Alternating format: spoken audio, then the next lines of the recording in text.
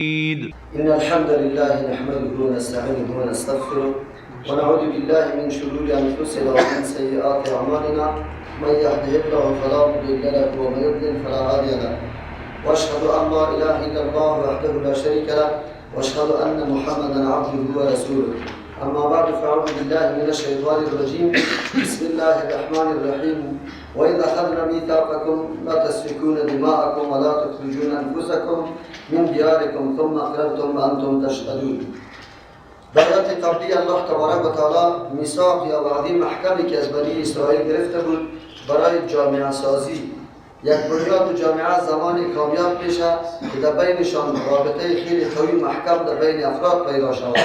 زمان انسانی رابطه را تحکیم میبخشه و قوی میسازه که حتی لحاظ رشته‌دارای خود خیلی زیاد داشته باشه و به عام مردم از راه و روش خیلی نیک زندگی بکنه، حتی در گفتار و بعد از او در کردار و عمل خود که انفاق فی سبیل الله بکنه، مردمایی که به بضاعت هستن قطع از واد دست همکاری بده، خدمت بکنه و در وقت ضرورت به کمکشان برسه، خصوصا برنامه مالی از یا بسیار استوار باشد. در حقیقت الله تبارک و تعالی رابطه محکمی که در بین یک جامعه ضرورت است در این احکام سابق الله تبارک و تعالی که از بنی اسرائیل گرفته بود میثاق در اونجا بیان کرده بود.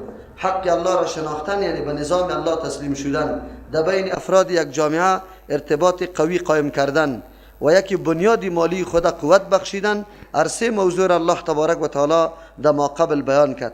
برای ما شما درس شد که اگر ما بخوایم معاشره ما سالم باشه و ما مستحکم باشیم و مورد تعرض دشمن قرار نگیریم، زمان ما کامیاب میشیم که نظام الله را کل ما تسلیم کنیم. دوم، رابطه خیلی قوی در بین افراد می جامعه موجود باشه. سوم، برنامه مالی استوار به قانون شریعت باشه که او برنامه زکات است. و همچنان هر کدام ما رابطه خیلی قوی با الله تبارک و تعالی داشته باشیم، یعنی ما پابند نظام الله باشیم. در این آیاتی که فعلا خواندیم در اینجا الله تبارک و تعالی دیگه میثاق یا وعده محکم بنی اسرائیل ذکر میکنه و در این اشاره به ایسته که یک جامعه زمان ناکام میشه که تبعیض قائل شود در بین قانونایی که وضع کرده. قانون اگر کسی مراعات میکنه از روی صمیمیت و اخلاص دینی خود و نمود جامعه کامیاب میشه. چرا؟ در صورتی که به قانون عمل میشه از این نگاه که عقیده برش داره، اخلاص برش داره، در اونجا هیچ منفعت سر قانون الله پیش نمیدانه. اما در صورتی که عمل بالای قانون الله روی منفعت شخصی صورت بگیره، باز در او صورت حتما قانون شکنی صورت میگیره و نظام در هم و برهم میشه. الله تبارک و تعالی برهم خوردن نظام بنی اسرائیل در حقیقت برای ما بیان میکنه.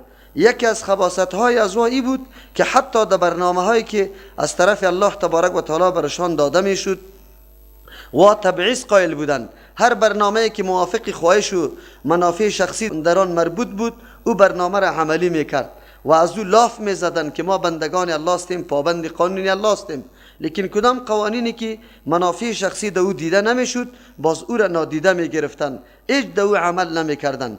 الله تبارک و تعالی رحم بکنه، امروز از افراد گرفته تا دولت شکار اینمی نعوذ بالله قانون شکنی شده و هرگاه در یک ملت همچو حالت بیاید که قانون سری بعضی تطبیق شود و سری بعضی تطبیق نشود، در اونجا نظام سالم باقی نمیمانه، امنیت از بین میره، نفاق و شقاق در بین مردم پیدا میشه و نفرت و بی‌اعتمادی در بین مردم ایجاد میشه. این بسیار سخت موضوع است و با تاسف که در این زمان مردم ما خیلی زیاد دچار این مشکلات است. الله رحم بکنه. در اینجا الله میفرمه و اذا اخذنا میثاقکم، قابل یادآوری است در آن وقتی که ما گرفتیم وعده محکم از شما ای بنی اسرائیل، لا تسفکون دماءکم. سه دستور یا قوانین الله برای بنی اسرائیل پیش کرده. اول دستورش لا تسفکون دماءکم، خونایتان شما نریزانی، ولا تخرجون انفسکم، نکشی نفسایتان من دیارکم، از خانه ها و دیارتان.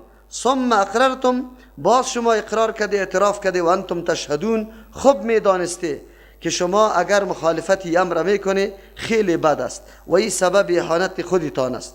در اینجا الله تبارک و تعالی سه قانون برای ازیا پیش میکنه. دو قانون در این آیت ذکر شد، یک قانون پشتی سر است. بنی اسرائیل الله تبارک و تعالی در کتابشان ایره نوشته کرده بود که یکی قتل در بین بنی اسرائیلیا قطعا حرام و ممنوع است. دوم، مردم از مسکن خود کشیدن به زور و زیادت یا به پشتیبانی دشمنا که سبب کشیدن یک بنی اسرائیل میشه. این دوم مسئله. سوم مسئله، اگر یک بنی اسرائیل در دست دشمن قیدی و اسیر میشه، همه بنی اسرائیلیا مسئولیت داره که برای خلاص کردن او اسیر از فدیه مالی بپردازه و او آدم خلاص بکنه. اصل منظور از این قوانینی بوده که رابطه اجتماعی در بین افراد بنی اسرائیل خیلی مستحکم و قوی باشه، یعنی هر کدام لحاظ یکی دیگر را بکنه، خون به امن باشه، جای و مسکن به امن باشه، و حتی اگر کسی مورد آزار و اذیت از طریق دشمن قرار میگیره، کل مردم مکلف است که امرایی بکنه، کمک بکنه و او را از دست دشمن خلاص بکنه. یقینا هر طایفه یا قوم کامیاب میشه که همین سه برنامه را در زندگی خود داشته باشه. اما بنی اسرائیل دو برنامه که مهمترین برنامه بود و اول در سر فهرست ذکر شده بود، او یکی قتل و یکی از خانه کشیدن، او را در قصهش نبودن، بلکه دستی خود با دشمنان یکی میکردن. بنی اسرائیلی خود قتل میکرد، بنی اسرائیلی خود از خانهش میکشید. لیکن موضوع دوم که اسیر شدن است، او را به غرض منافع شخصی و عمل میکردن، چرا که چنده جمع میکردن خیلی زیاد، بعد از او برای خلاص کردن اسیر پول کمی را مصرف میکرد، دیگه پول در جیب میزدن، یا به خاطر منافع شخصی. از اینجا معلوم شد که بنی اسرائیل به احکام الله تبارک و تعالی از روی ایمانداری عمل نکردن، بلکه از روی مصلحت شخصی. یکی خود تبعیض قائل شدن در بین احکام، یک حکم عملی کردن دیگر رد کردن.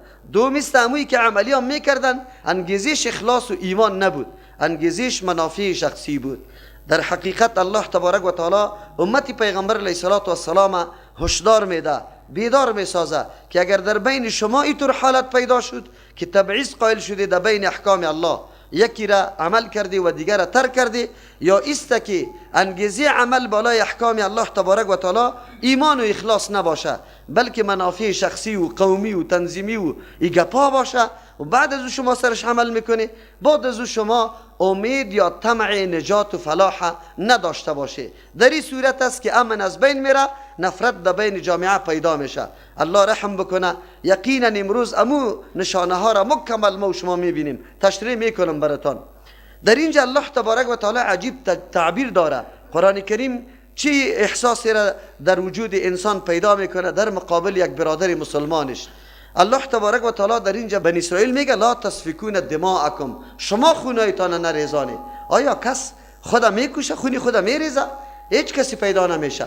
بله بعضی طایفه ها پیدا میشه که از روی دیانت و عقیده خدا علال میکنه، نعوذ بالله. مثل ده هندوها تا الحاله همچو عقیده وجود داره، به این خاطر که ما قربانی بدم خدا نعوذ بالله میکشند. یک موضوع در اینجا است، این از نگاه دیانتشان همی کار میکنه، تنها ده هندوها وجود داره. دوم، خون ریختاندن خود انسان توسط از اینکه زیر بار فشار زندگی خیلی قوی بیا و راه نجات نداشته باشه، تکیهگاه نداره، خدا انتحار میکنه. انتحار نحر میگه گلونه، و یا میگیره رسمان در این گلون خود میپرته، بعد از او خدا آویزان میکنه تا که دور خورده و نفسش برایه. اینی را به نام انتحار یاد میکنه. یکی استشهاد است، طلب شهادت است، یعنی در راه الله تبارک و تعالی برای محو کردن کافر خود قربانی کردن، او استشهاد نام داره. او را انتحار گفته نمیتونیم. انتحار وقتی میشه که انسان از زندگی خود تنگ میشه، او دیگر پشت و پناهی نداره، راه و چاره نداره، مجبور خدا بکشه، دیگه کدام راه کامیابی یا راه بیرون رفتن برش موجود نیست. الحمدلله در اسلام انتحار حتی بسیار در 1000 نفر در یک سال اگر یک نفر پیدا بتانیم، او هم حتما مؤمن واقعی نیست. او کسی که مؤمن واقعی است گاهی هم دوچار همچو مشکل نمیشه.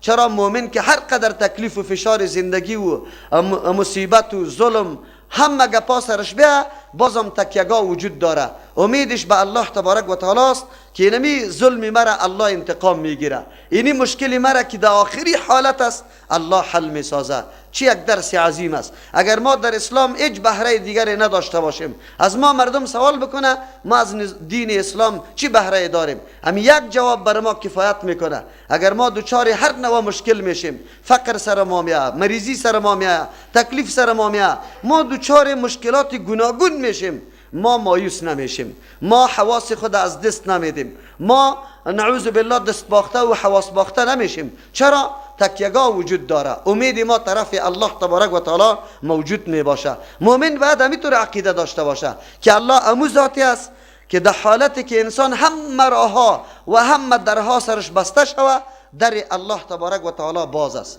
الله تبارک و تعالی امداد میکنه. همین یقینای پخته بود که یوسف علیه السلام و ابراهیم خلیل الله و صحابه کرام همین قسم نجات پیدا میکردن. چرا؟ در مورد ایمان خود و خیلی قوی بودن، مستحکم بودن، میدانستن که ما اگر هر قدر در مشکلات واقع شیم، بیرون کننده از مشکلات موجود است که الله متعال است. از همون خاطر است ما در طول زندگی خصوصا مردم مظلوم افغانستان بسیار مشکلات ها و رنج ها را دیدن. یقینا فشار اقتصادی سرشان آمد، شکنجه هایی که در زندان از طرف کمونستا و بیدینا در او عصر و همچنان در این عصر سری مردم بیگناه شده هیچ حد و اندازه نداره، اما دست به خودکشی ها نزده مسلمان. بازم اعتماد به این داره که روز فرا میرسه که الله تبارک و تعالی از این ظالما و از این مردمای حیوان صفت انتقام ما را میگیره. از این خاطر شما بسیار کم ببینی که در بین جامعه مسلمانا کسی انتحار کرده باشه،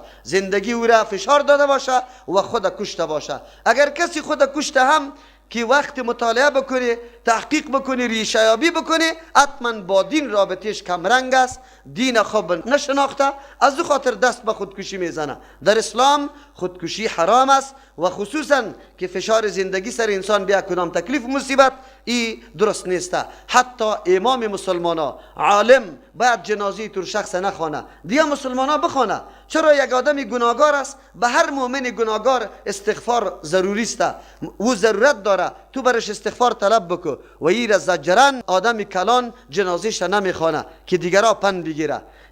اما در دنیای غرب امروزی، در دنیایی که در اونجا عقیده حاکمیت نداره، شما میبینی روزمره یک آمار امریکا را برای خودکشی در یک سال شما ببینید در اخبار، به حیرت میفته که چه اینقدر نفوس خدا زده خودکشی کرده. ایران میمانی اگر از ممالک اروپایی را کلش جمع کنیم، همین خودکشی ها را برابر نفوس افغانستان میشه در یک سال که وا خودکشی ها میکنه. علت است که اونجا انگیزی عقیده وجود نداره، اونجا مردم وقتی دوچار مشکل میشه دیگه جای پناه نداره، هیچ امید برشان باقی نمیمانه. از همون خاطر است مجبور است خدا بکشه و این در دین سخت امر غلط است. حالی مشکل دنیا است، الله دنیا را در مشکلات پیدا کرده. هیچ مؤمن در دنیا این دعوا را نمیتونه که ما به همه مقاصد خود دست یافتیم و دیگه هیچ ضرورتی نداریم.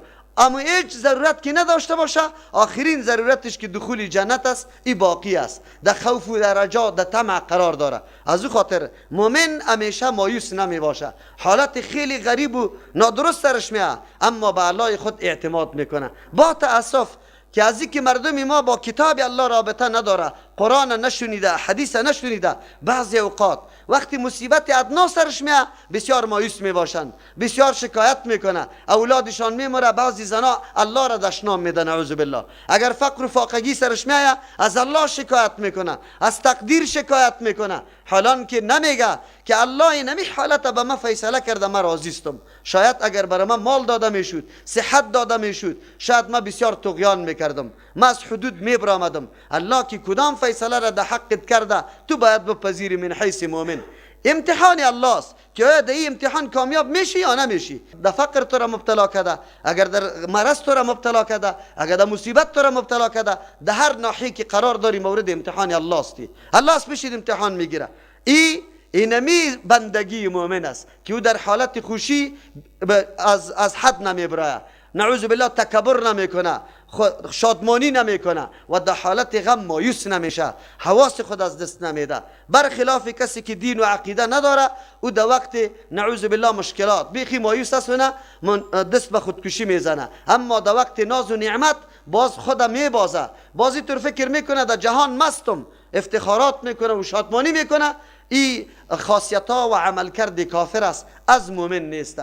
موضوعی که در اینجا مسئله استشهاد است. استشهاد طلب شهادت میگه برای اعلای کلمت الله. کسی که جان خدا فدا میکنه میدونه که اینجا کشته میشم، این بالکل درست است. در زمان پیغمبر علیه السلام استشهاد به این معنا که او را خود در معرض هلاکت داده، اما برای اعلای کلمت الله، برای کامیابی مسلمانان، در این مورد هیچ کدام شک و شبهه نیست، جایز است. بله، یک استشهادی که خود کسی انفجار میده در زمان پیغمبر به این سیستم وجود نداشت، اما علما نوشته میکنه اگر 5 شرایط پوره کرد این استشهاد هم جایز است. اول به خاطر رضای الله این کار بکنه، این کار که میکنه دیگر راه برای مبارزه و مقابله برش باقی نمانده باشه به جز از امیرا باید این کار بکنه. 2. سوم، امی عملی آدم مؤثر سر دشمن تمام شوه.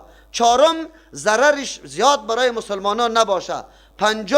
وقتی که این کار میکنه منظورش فقط رضای الله تبارک و تعالی باشه، امر دیگری نباشه، اونو وقت برش استشهاد جایز است. پس ما تفکیک بکنیم در بین انتحار و در بین استشهاد. استشهاد برای خود شرایط داره، انتحار و نموره میگه که یک انسان دست به خودکشی میزنه از جهت تکلیفی که در زندگی بالایش عاید شده. این را ما باید بداریم. بله، از همون خاطر قرآن میگه لا تسفکون دماءکم، شما خونایتان بی موجب، بی هدف، بی مصلحت نریزانی. چرا؟ خون انسان ملکت تو نیست، این در اختیار تو نیست. به کسی گفته نمیتونی مرا قتل بکو، خونی خود برات بخشیدیم. این غلط گپ است. نه اعضای ما در ملک ماست و نه خونی ما در ملک ماست. ما مملوک الله تبارک و تعالی هستیم. از همون خاطر ما سر خود تعرض کرده نمیتونیم. خیر، چرا اینجا الله میگه لا تسفکون دماءکم، خودتون خونایتون نریزانی؟ یکی، بله خودی آدم هم خون نریزانه، لیکن در اینجا الله تبارک و تعالی اینطور میگه شما خونای برادرایتان نریزانی که یکی با دیگه مقابله را شروع میکنه، جنگ یا پشتیبانی دشمن میکنه، سبب قتل برادرتان میشه. خود تعبیر اینطور نگفت که ولا تسفکوا دماء اخوانکم، بلکه دماءکم گفت. مسلمان آگاهی داد الله تبارک و تعالی که مسلمان وجود برادر مسلمان دیگه وجودی خودت است، برادر مسلمان دیگه عضو بدنت است. اگر او از بین میره در حقیقت تو از بین میری. کاش که امی احساس در بین مسلمانای ما موجود نبود. اگر مسلمانای ما امی احساس می داشتن هیچگاه دست به قتل کسی دیگری از مسلمانان نمی زدن. ولی با تاسف امروز بسیار جای تاسف است با نیروهای خارجی در مختلف ممالک جهان امی مردم مسلمان رهبر هستند، جواسیس هستند، همکار و مساعد هستند و میگیرن مسلمانای مخلص و دیندار خدا یا در بند میندازه یا قتل میکنه. اینطور مسلمانا یاد داشته باشه که طمع جنت نداشته باشه. چرا؟ اینی فرمان الله تبارک و تعالی مثلی که برای بنی اسرائیل بود برای مسلمانا هم است. اینمی قسم. چرا در مقابل مسلمان اهانت مسلمان و تحقیر مسلمان تو در نظر نگی. اگر گرفتی تو مسلمان نیستی. پیغمبر علیه الصلاة والسلام نمیفرماید ای المسلم من سلم المسلمون من لسانه و یده، مسلمانی کامل کسی است که دیگه مسلمانا از ضرر دست و زبان و اما اعضایش باشه. ولی عجیب است که تو مسلمان میری تمام عمر بسیار به مهارت جاسوسی میکنی، سخنای مردم را ثبت میکنی، برای کفار پیش میکنی که سبب بند خانه، آزار و اذیت و قتل مسلمان میشه. تو باید دیگه عقیده نداشته باشی که من جنت برم. تو باید عقیده به این کتاب الله نداشته باشی. این فکر نکنی که من آلی امی پیسه مردار و خبیثه میگیرم باز مسجد جور میکنم، باز ختم میکنم، مردم جمع میکنم. قطعا امکان نداره و نمیشه. ای شما ای را یاد داشته باشه. با تاسف بسیار مردم دلار فریب داده، فکر میکنه من هر کاری زنا و نعوذ بالله دزدی بکنم باز یک ختم بگیرم گناهیم بخشیده میشه. جناب مسلمان با این پیسه حجت نمیشه، با این پیسه مسجدی که جور کرده ثوابت نمیشه. اگر تم ثواب از پیسه حرام کردی کافر هستی، زنت سر طلاق است. این حکم شریعت است. بسیار مردم در اینجا فریب میخوره. مالای مردم، زمینای مردم، خانه های مردم غصب کرده، خوش به ایسته که ما مسجد جور کردیم و حج کردیم. حجت نشده، سایسته که فریضه شاید از پیشت ساقط شده باشه، اعمال حج انجام داده، اما آن چیزی که الله از پیشت مطالبه کرده او را انجام نداده. این را خوب یاد داشته باشه. الله بر ما میگه ریختاندن خون مسلمان از برادر مسلمان مثل ریختاندن خون خود است. و این را میگه در جای ضرر دیگه کس در جای خود قرار دادن. یک قانون عمومی قرآنی است، برای ما یک آگاهی خیلی بزرگ میده. ما یک آیت قرآن اگر یقینا تأمل بکنیم آنقدر مسائل برای ما ثابت میشه که هیچ پرسان نکن. حالی بی برادر مسلمان تعبیر به نفس میکنه. چرا به نفس میکنه؟ به نفس به خاطر میکنه که زندگی تو استوار به برادرت است. اگر برادر مسلمان در پالیت نباشه، تو یک انسان یک فرد نمیتونی کل مشکلات زندگی خود حل بکنی و زندگی بتانی. تو باید احساس بکنی تا وقتی که مسلمان در پالویم زندگی نکنه، ما یک روزم در اینجا تیر کده نمیتونم. تو برو در دشت و بیابان تنها زندگی کو که چطور زندگی میکنی. اما زمانی که در دشت و بیابان هستی، وحشت زده هستی، از هر طرف حراس داری که آلی دزد میاد، آلی دشمن میاد، آلی چیزای درنده میاد مرا میخوره. زمانی که در آبادی و خانه ها داخل شوی احساس خطر از پیش دور میشه. تو انسان هستی، محتاج هستی. از امو خاطر به کسی که تو احتیاج داری باید او را از بین نبری. هیچ کس این را دعوا نمیتونه که من دست خود دور میکنم برای ما فایده داره. مسلمان برادر مسلمان خود از بین بردن دست خود قطع کردن است. از امو خاطر پیغمبر علیه السلام میگه المؤمنون فی توادهم و تراحمهم کل جسد الواحد. مسلمانان در محبت و در دوستی و در شفقت و مهربانیشان به مثل یک جسد واحد است. ولی افسوس که این تعلیمات پیغمبر علیه السلام مسلمانان یاد میگرفتن و در زندگی خود سریازی عمل میکردن. این گپ خیلی مهم بود، ولی با تاسف مسلمانان تا آلی را از این مزایا خبر نداره. یا الله در اینجا میگه لا تسفکون دماءکم، شما خونایتان نریزانه، شما سبب نشوی که سبب ریختاندن خون شما میشه. چی رقم؟ اگر تو در صدد قتل دیگه استی، دیگه هم در صدد قتل توسته. یمو طور است که در یک موقع پیغمبر علیه السلام گفت پدر و مادر دشنام نده. صحابه گفتن یا رسول الله کس کی پدر و مادر خود دشنام بده؟ گفت دیگر دشنام نده به پدر و مادرش که وام بری تو پدر و مادر تو دشنام میده. در حقیقت تو برای پدر و مادر دشنام دادی. چرا اگر تو پدر و مادر از او را دشنام نمیدادی دیگه او دشنام نمیداد. دینای دیگر دو دشنام نده. چرا او باز به الله تو نعوذ بالله دو دشنام میده. در حقیقت تو به الله دشنام دادی. چرا که به دین از او تو دشنام دادی. دینا دشنام داده نمیشه، عاجزیش بیان میشه، بطلانش بیان میشه، خود دو دشنام داده نمیشه. این را یاد داشته باشه. این دیگه موضوع لا تسفکون دماءکم، خونه‌تان به دست خود نریزانه. قطعی طور مردم زورآور در مقابله میشی که تو یک روزم مقابله نمیتونی و دستی در زندان خونی ریخته میشه. او مسلمان هوشیار باش. یک تعداد جوانای با احساس فکر نمیکنه که ما چه قسم برنامه عملی داشته باشیم در زندگی خود و ما به اسلام از کدام ناحیه خدمت کرده میتونیم.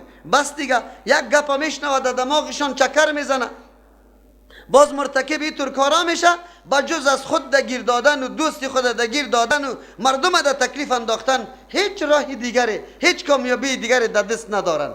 اینطوری نمی باشه. مسلمان بسیار زیرک و هوشیار می باشه، خصوصا در امور مبارزه انسان بسیار نقشه و پلان قوی میگیره، برجسته میگیره که یک لحظه و ساعتت اموتور بیکار تیر نشوه. تو باید بدانی که ما چه قسم مبارزه بکنم، اول قدم مبارزه ما در کدام ساحه است و چه قسم مبارزه میکنم، کدام چیز مؤثر است، در کدام جای وجود ما خیلی اثرگذار است. امور باید انسان فکر بکنه در وجود خودش. امروز ما میبینیم دنیا و جهان همینطور فرو ریخته، کورسا و مکتبای خصوصی و رقم مرکزا را برای ما جور کرده و هر روز جوانای ما را اغوا کرده رویست، فکری غلط برش داده رویست.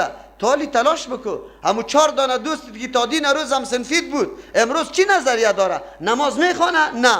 عقیده به روزه گرفتن داره؟ نه. تو یک تلاش خوب بکن، لا قلب در ذهن از ما فرضیت نماز و روزه را بشان که او بفهمه که بله اینی فرض است. تو میگی نه من میرم خود قربانی میکنم. به خود قربانی کردن خود چیزی نمیشه. تو بسیار برنامه قوی باید داشته باشی. مسلمانی متفکر هستی. تو باید از کدام درها و کلکینایی که دشمن داخل میشه او را کنجکاوی کنی، پیدا کنی و او درها را ببندی. بفهمی که دشمن از کدام ناحیه سرم حمله داره، باید اونمور راه های حمله را بند بسازی. قرآن عجیب دستورات بر ما میده. ای کاش که مؤمنای ما میدانستند. همونطور خود به زور ناگهان هیچ چیزی هم نکرده باشی برو در زندان تیر کو، مردم هم قتل به تکلیف، خودم به تکلیف. چرا؟ ما یک برنامه در دست گرفتم. کدام برنامه را؟ چی برنامه را؟ چی کمال و کمایی و چی امتیاز برای اسلام؟ امیر خب باید فکر بکنی. همینطور نیست دین اسلام. اینطور کسی که محض احساساتش بالا میشه خود در یک آتش میندازه، این اسلام نیست. ولا تلقوا بأيديكم الى التهلكه، پشت سر آیت میاد، اونجا ان شاء الله تشریح میکنیم. ولا تخرجون انفسکم، نکش نفسایتان. اینجا مراد همونطور است، نکش نفسایتان، عامل کشیدن نفسای خودتان نشوه که شما خودتان میگیری مردم دیگر از خانه ها بی خانه میکنه، یک روز وام قوت پیدا میکنه باستور از خانت میکشه. این نمو حالتایی هستند که ما در دوران جهاد ما در عین حین پیروزی و وقت پیروزی مسلمان ها در این وطن ما امی حالتا مکمل عملی شد. خونا به ناحق ریخته شدن به محض بهانه. جناب عسکر به مجردی که جناب قماندان فرمان میداد که بکشه، بازو جناب تفنگ دور میداد، دز فیر میکرد. چرا؟ مرا قماندان امر کرده. امی عسکر تا حالی را نمیفهمید بیچاره که لا طاعت لمخلوق فی معصیت الخالق. برای مخلوق اطاعت و فرمانبرداری نیست. در آن جایی که نافرمانی کی میشه؟ الله متعال میشه. امر قماندان در او جایی است که امر مباح باشه. در جایی که مخالفت شریعت میشه، قماندان، پدر، پاچا، شوهر برای زن، استاد برای شاگرد، کلگی نمی قسم یکسان است. قطعا نمیتونه که اطاعت بکنه. امروز زنا ابروهای خود میچینه، اجازه شوهر است. شوهر مرا گفته. زنا نمقوله میپوشه، مرا شوهرم امر کرده. در هر امری که خلاف شریعت میاد اونجا اطاعت شوهر لازم و واجب نیست. اگر اطاعت کردی نعوذ بالله شرک کردی با الله. چرا که همون قسم حکم الله را میپذیری، از مخلوق هم میپذیری. همین قسم اطاعت قماندان، همین قسم اطاعت پاچا، همین قسم اطاعت حاکم، همین قسم اطاعت استاد، هر در معصیت برای کسی اطاعت نمیشه قطعا. چرا؟ به خاطری که امر و فرمان الله مقدم است از امر و فرمان مخلوق الله. چرا او مقدم است؟ یک عسکری ما، مجاهدی ما بیچاره همی گپ یاد نداشت، فقط قماندان امر میکرد، زدن شروع بود و وقت قتل میشد. چقدر خون روزی ها. راستی تا نبگوی شما را به الله قسم در خانه جنگی ها، در تنظیم جنگی ها مردم زیاد خونش ریخته شد یا در مقابل دشمن بزرگ شوروی؟ در خانه جنگی ها خیلی زیاد. ندیدیم خانه ها و ایران نشد، دستک باقی نمان، کلکینا کشیده نشد، مکمل یک قریه سر یک قریه حمله میکرد و قریه را میکشید، مکمل چور چپاول میشد، باز زور پیدا میکرد قریه دیگه. در طول تاریخی طور حالتا نشده بود، ولی در این تاریخی ما و شما امی گپا صورت گرفت. این تقاضای اسلام است؟ این تقاضای کتاب الله تبارک و تعالی است؟ چرا؟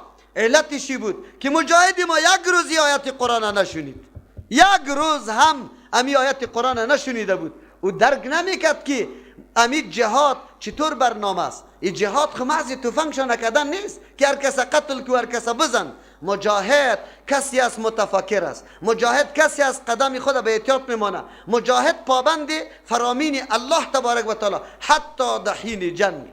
قرآن این سوره توبه میرسه ان شاء الله، اگر الله خواسته بود در اونجا رسیدیم. در عین جنگ که 101,000 مردید افتاده، تو یک زن کشته نمیتونی در مقابل، یک طفل کشته نمیتونی. اما کسی که از دشمن داخل جنگ نیست او را تو قتل کرده نمیتونی، مسلح کرده نمیتونی. دین اسلام اینطور دین است، حتی در عین جنگ بری تو حدود داره. او حدود باید مراعات بکنی. اینطور خو نیست که ما متضرر شیم دیگه هر چیز که دادم میرویم بیا باید بزنم میشه. نه، افسوس است. جهاد ما که با ناکامی میکشه علتش بی علمی است. چی است بگوی؟ بی علمی. ما با جهاد چی نداشتیم؟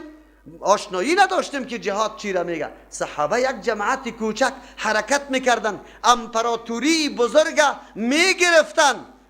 او امپراتوری مبدل به یک قانون اسلام میشد. امروز چرا مسلمان ها هر جا که تصرف میکنن حتی یک حکومت 30 روزه را قایم کرده نمیتونن؟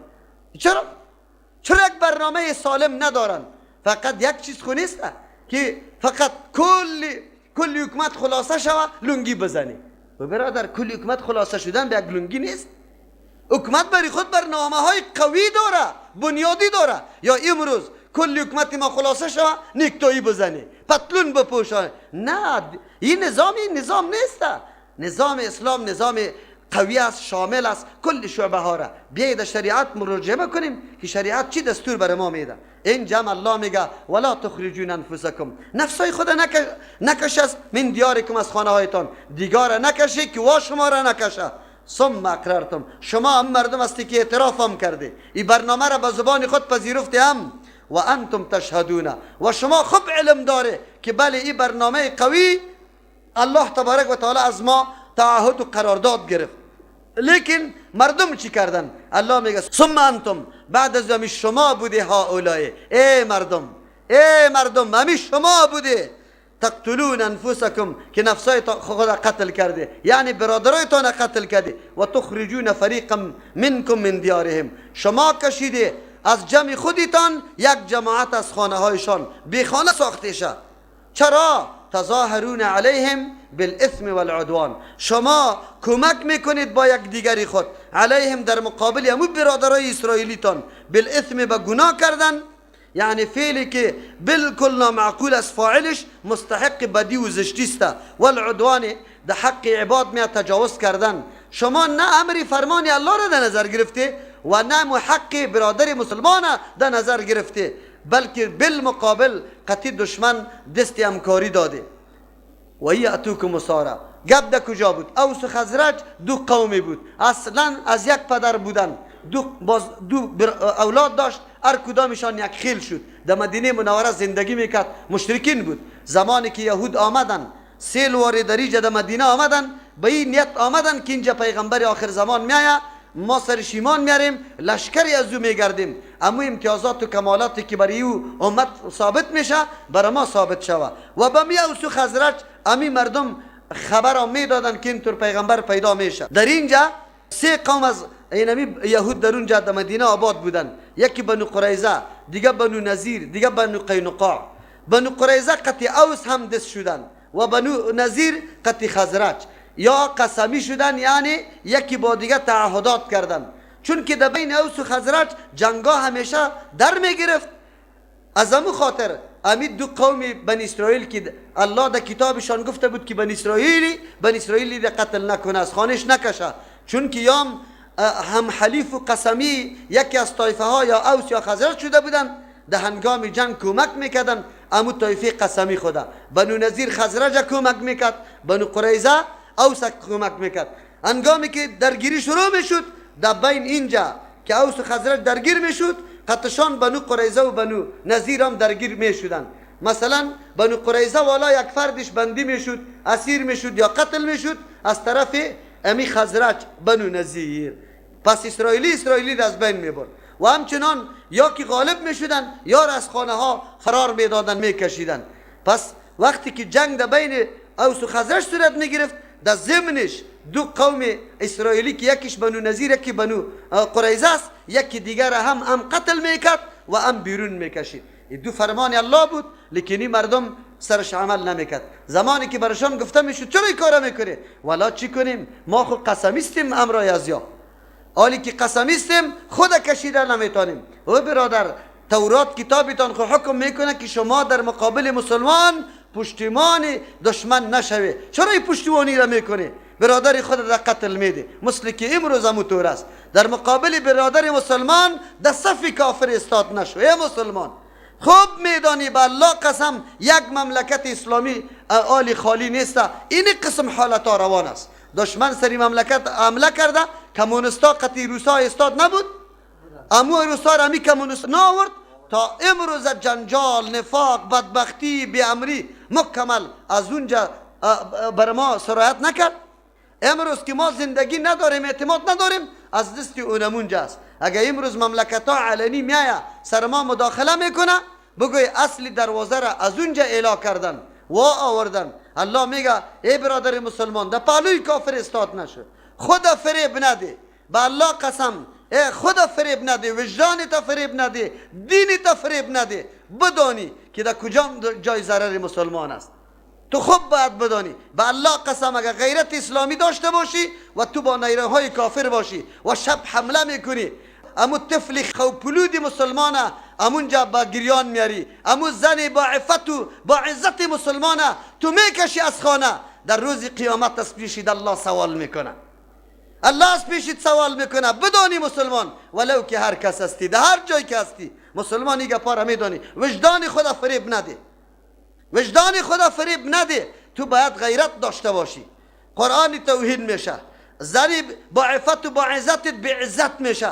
طفل تو مسلمان بم سرش میفته، طفل تو مسلمان، برادری تو مسلمان در زندان توهین میشه، حتی خلاف انسانیت. تو سرش افتخار داری؟ تو افتخارات کمایی کرده ای؟ نه. بدانی که قرآن اینمی بیان برای بنی اسرائیل بیان برای توسته. تو باید همکاری نکنی، خدا فریب نده. قرآن برات میگه.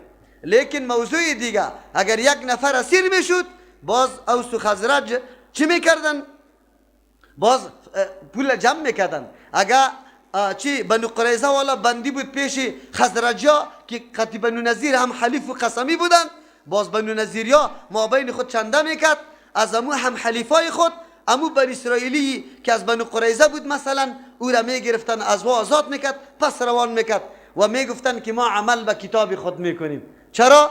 ما مامور هستیم. کسی پرسان میکنه چرا این کارا میکنی؟ میگه والا کتابی ما را اینمی امر کرده. خویی امرم به انگیزی از این نبود که از دیانت و صداقت و ایمانداری کارا میکرد، به این خاطر بود که با بهانه بندی پول زیاد جمع میکردن کلانا ملکا. باز بعد از او چون که خزرجا خو هم قسمیشان بود، گاهی وقت همو طور مفت اعلام میکرد به خاطر از یاد. چرا که در یک ردیف قرار داشتن، در یک سنگر قرار داشتن، گاهی وقت یک پولی ناچیزه میگرفتن لیکن پولی دیگر را در جیب مینداختن. قرآن بر ما میگه و ایاتوکم ساره، اگر بیا برشان کدام اسیر تفادو هم شما خو فدیه میده، فدیه میده، جمع میکنه چنده را فدیه را میده و بندی را خلاص میکنه. و هو شان سخنی است که محرمان حرام کرده شده علیکم بالای شما، اخراجهم کشیدن از خانه ها هم. قتل وقتی که کشیدن حرام است، قتل خو به طریق اولا حرام است، یا قتل یک دفعه صورت میگیره مصیبتی و موقت است، اما کشیدن از خانه این مصیبتی دائمی است، همیشه انسان رنج میبره. از او خاطر الله میگه عجیب است، سه حکم الله براتون گفته، یکیش عملی میکنید دیگرش میگذاره. چرا تبعیض در احکام الله تبارک و تعالی میکنی؟ اول موضوع خباثت یهودا بر اسرائیل که الله بیان میکنه، تبعیض در احکام الله تبارک و تعالی میاره. تبعیض در احکام الله برای عمل این نشان مؤمن نیست، نشان کافر است. این کار باید نکنیم. حکم صادر از یک الله شده، هر حکمی که باشه تو باید برش تسلیم باشی. نگو نماز میپذیری حجاب نمیپذیری، نماز میپذیری سود نمیپذیری، نماز میپذیری زنا را نمیپذیری، خو حج میپذیری زکات میپذیری، خو الله برات گفته دوستی با کافرام نکن، او را نمیپذیری. کدام رقم مؤمن هستی؟ ما بارها ای را گفتیم الله رحم بکنه. اگر وقتی که ملا صاحب در هتل میبره برای نکاح بسته کردن، چرا نکاح را سرش بسته میکنه؟ اگر نکاح بسته نشوه، عقد و ایجاب و قبول نشوه، عقد شرعی نشوه، زنا میشه. زنا خو حرام است. او جناب او حرام است، رقص هم حرام است، اختلاط مرد و زن هم حرام است، قضا کردن نمازا سری مردم ایام حرام است، پول به جای مصرف کردن ایام حرام است، اسراف ایام حرام است، خودنمایی و سمعت و شهرت طلبی ایام حرام است. چرا یک عمل حرام میگی سرش عمل میکنی، چند حرامای دیگر را یک در نظر نمیگیری؟ چه رقم مؤمن هستی؟ بگو. ببینه الله تبارک و تعالی چون یک عمل قبول داشتن بنی اسرائیل و یکی دیگر انکار میکردن، حتی حرمتش قائل نبودن، حلال میدانستن، از او خاطر الله واره کافر میگه. ما تو کافر نمیشیم. اگر یک حکم الله را قبول کنیم دیگهش حتی نعوذ بالله انتقاد اعتراض هم بکنیم.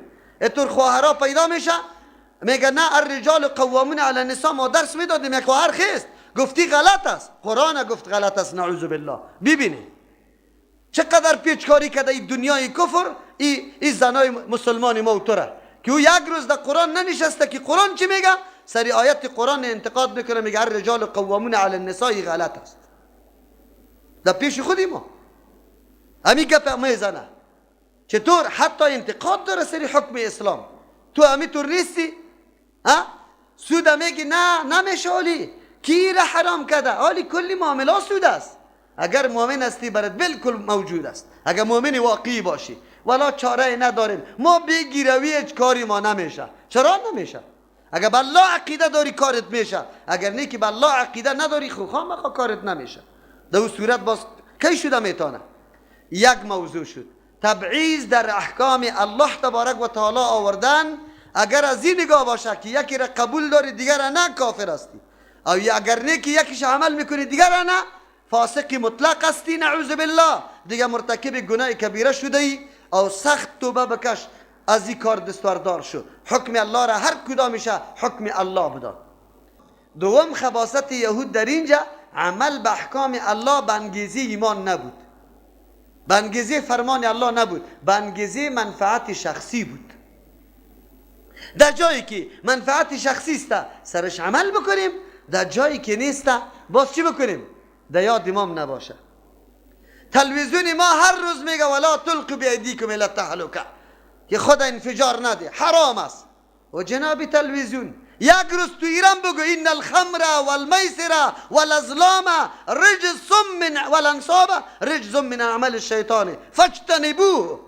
امی آیت هم بگذار، امیرم اعلان بکو که قمار، شراب، سری قبرا ذبح کردن و آره معبود دانستن و همچنان نعوذ بالله چی بختی حساب تقسیم کردن، تکیتی لاتری تقسیم کردن، آیت صریح کتاب الله است. چرا نمیگی؟ آیا به حکم الله به یکیش تسلیم هستی؟ در اونجا منفعتیت است.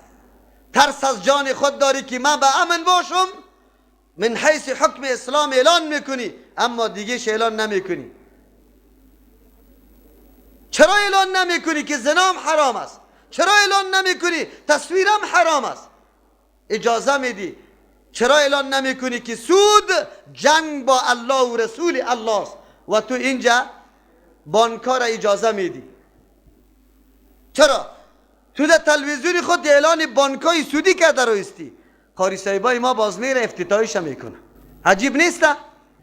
در سر مکتب نوشته است طلب العلم فریضة علی کل مسلم، بازمو کلمه موضوعی رم قطش نوشته میکنه و مسلمتن. جناب مدیر مکتب، جناب سرمعلم مکتب، جناب وزارت معارف، چرا دم سری لوحه نوشته نمیکنی که الله تبارک و تعالی میگه قل لازواجک و نساء المؤمنین یدنین من جلابیبهن، بگو به ازواج مطهرات، بگو به زنای مؤمنا که آویزان کنه از جلباب خود. او تو فرمایش میدی که پتلون چسبه بپوش، فقط سیست کرتگکی بالا را بپوش. چرا؟ علی حکم الله تبارک و تعالی. چرا یکیش میگی که منفعتی است دیگر نمیگی؟ چرا نمیگی؟ این خو مسئله دولت و مسئله تلویزیونا بود، مسئله افراد است کو، مسئله ما مردم است کو. ما چطور هستیم؟ آیا ما تبعیض در احکام الله نداریم؟ اما حکم که به منفعت ماست او را عملی میکنیم، اگر نیست باز او را عملی نمیکنیم. شما را به الله قسم میالی نظر به نقشه خفتن حنفی از خفتن دیگرا کده 12 دقیقه فرق داره. چند؟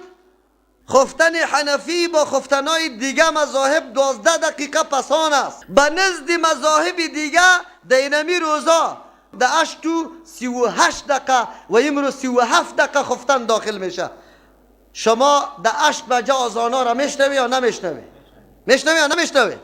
و ده 15 بالا و 8 و نیم نمازا شرنگس خوانده میشه. شما بگوی که مردم تابع شریعت است یا شریعت تابع خود کرده؟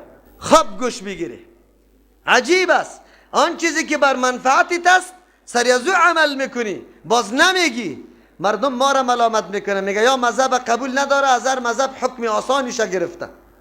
ما میگیم که از هر مذهب حکم آسان کسی بگوره او زندیق است، او تلفیق میکنه، او آسان طلب است، او نعوذ بالله ملحد است، هیچ در دین او داخل نیست. لیکن تأسف به شماست که آن چیزی که موافق میل و نفستان باشه او را دین می شماره، آن چیزی که خلاف باشه باز او را دین نمی شماره. فاتحه‌گیری را در مسجد ای را فقط دین می شماره. چرا؟ مطابق نفستان است. در رادیو اعلان میشه فلانی کاکا و سی منصبش که فلانی دور و دراز اعلان میکنی، 1 ساعت برنامه اعلان فاتحه‌گیریت نمیشه. تو را به الله قسم امی قسم اعلان پیغمبر منع کرده یا نه؟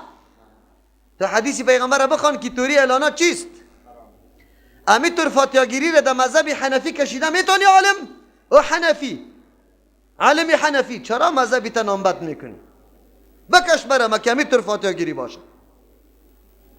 خب کجاست همی دین؟ چرا ما اینطور هستیم؟ و آن چیزی که مخالف میلت باشه بس دیگه. اگر من سر منبر برایم دروغ و درم شروع کنم واهیات بگویم که خو دیدم فلان زیارته که برادر خو دیدم که لشکر پیدا شد که می زیارت خیز که زد کلاهش پران خو دیدم، باز میگه ایچ ولی بزرگ است هر حاجت پورا کده میتونه. باز دیگه من مولای مذهبیستم دستای مرا بوسه میکنی، اقا احترام میکنی به خاطری که مطابق میل سخن گفتم. اگر من خیستم گفتم که غیر از الله نه ولی نه پیغمبر نه کسی را شفا داده میتونه نه مشکلی کسی را حل میتونه، باز دیگه چیسته؟ بوی مخالفت شروع میکنی. چرا؟ مطابق میلت نیست، پشتی سر میآید. پیغمبرها که آمده همیشه دعوتشان مخالف میل مردم است. مردم یک چیز میخواه، پیغمبر دیگه چیز میخواه، هیچ وقت موافق نمی باشه. تو از او خاطر اعراض میکنی نمیپذیری. اگر من مطابق میل تو بگویم باز دیگه خوب ملاستم، باز خوب قبول داری. قرآن کریم ما را درس میده که نکنی. اگر عمل به احکام الله میشه به انگیزه ایمانداری شوه، به انگیزه اخلاص و صداقتمندی به الله شوه. اگر یکی دوم تبعیض در بین احکام الله نشوه. قرآن اینجا بر ما میگه افتؤمنون ببعض الکتاب، آیا شما عقیده داره به بعض کتاب؟ و تکفرون ببعض، کفر میورزی به بعض کتاب. فرق در بین مؤمن و کافر، مؤمن همو کسی است که انگیزه عملش باعث عملش همیشه فرمان الله تبارک و تعالی می باشه، به این خاطر که حکم الله است و سرش عمل میکنه ولو که مخالف طبیعتش باشه، ولو که سرش سخت تمام میشه. امروز روزه موافق طبیعت است یا مخالف طبیعت؟ سخت است یا آسان؟ لیکن فرمان الله را مقدم میشماره، منی را مؤمن میگه. اما کافر هیچ وقت با مطابق فرمان الله عمل نمیکنه، بلکه منافع شخصی همیشه مورد نظرش است. اگر منافع شخصی ده یک چیز بود را سرش عمل میکنه، اگر نبود نه. یکی اشاره به این میکنه که بله اگر یک مؤمن زمان پیشرفت میکنه یک جامعه مسلمان که همه منافع شخصی تمام منافع شخصی را قربانی چی خود بسازه؟ دین خود بسازه، برقراری حکم الله بسازه، اون وقت بازو جامعه کامیاب میشه. فما جزاء من یفعل، چیست جزای او کسی که میکنه ذالک ای ترکارا تبعیض در بین احکام الله قائل میشه یا عمل منافع شخصی انجام میده. منکم از شما چیست جزایش؟ نیست جزایش الا خزیون، بجز از رسوایی فی الحیات الدنیا، در زندگی دنیا.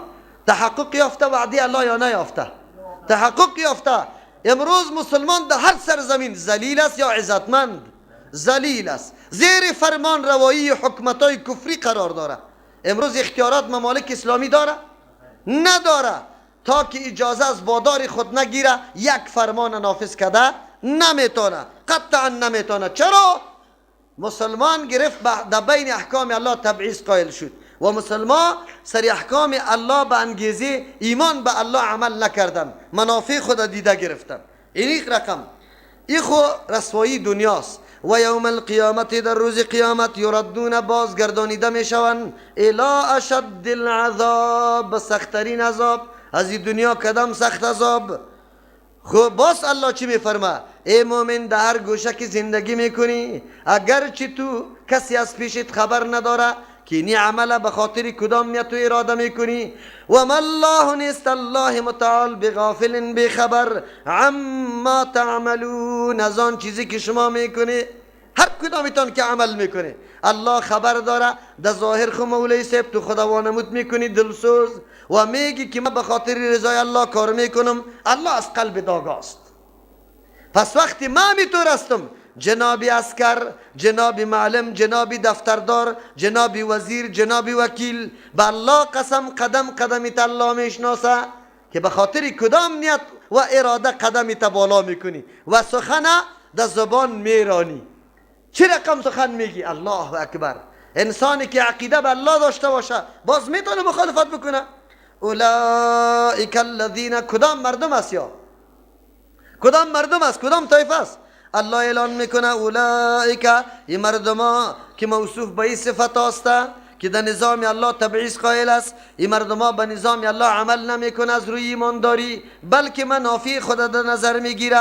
کدام مردم است؟ الذین، هم مردمایی است اشتروا الحیات الدنیا، که خریدن زندگی دنیا را، بالآخرت، در مقابل آخرت.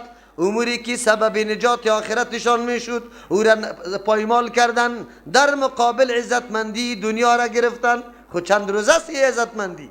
برو امروز تو پاچا شدی، برو امروز تو وزیر، خیلی ملک و دارایی زیاد شد، کاروانای تجارتی در طرف روان است. به الله قسم روز فرا میرسه که در تشناب نفست برایه، کلمه طیبه هم در زبانت نبیه.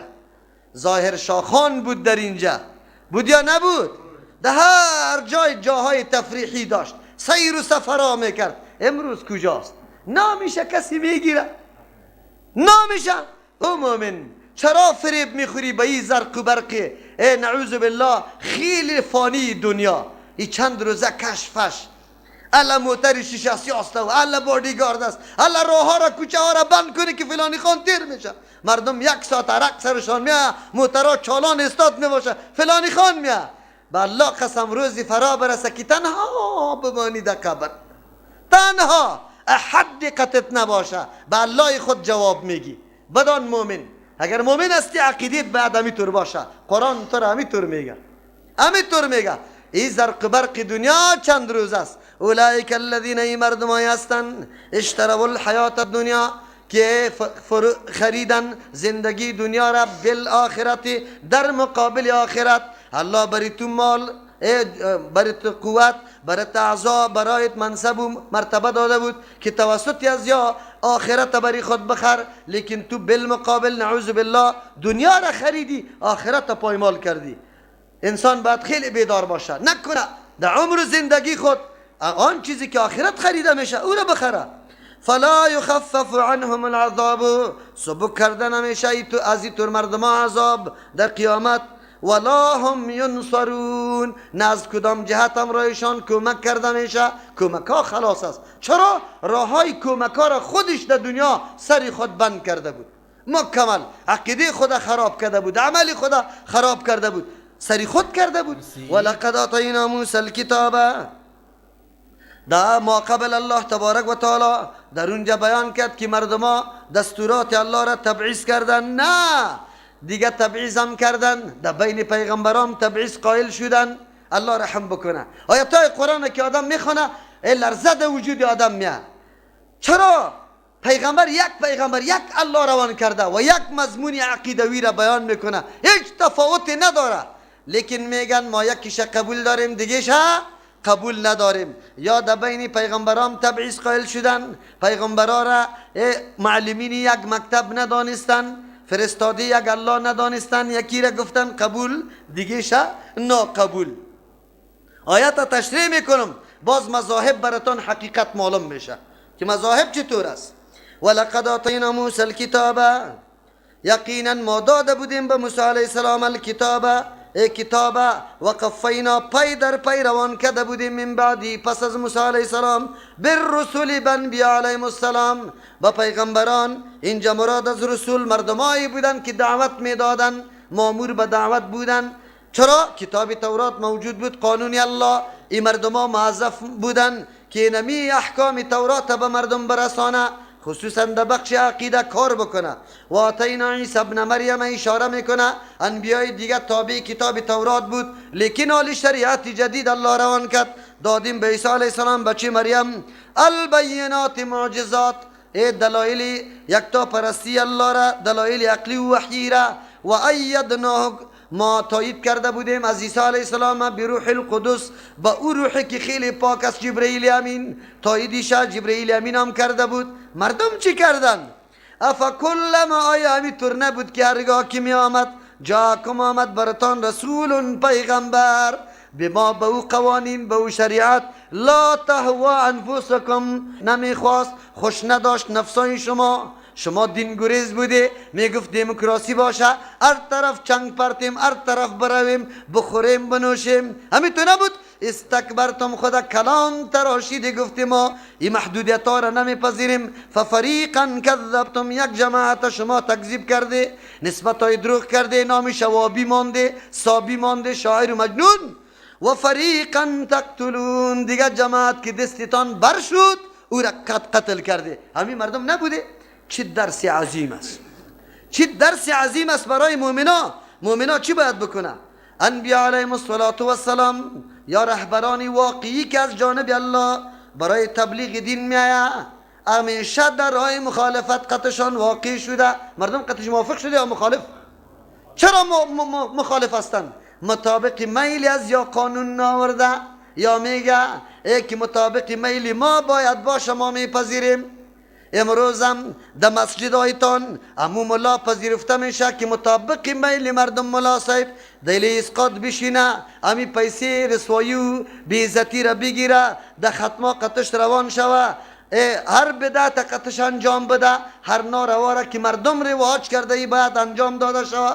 اگر اونجا توی بچه است ساز و سرود آوردیم، ملا صاحب تو قطمه حتما بری، باز چی برش میگه؟ ملا صاحب ما شما که هستیم یک غرفه که علایده داره، در اونجا می قرآن واقعیت ها را بیان میکنه.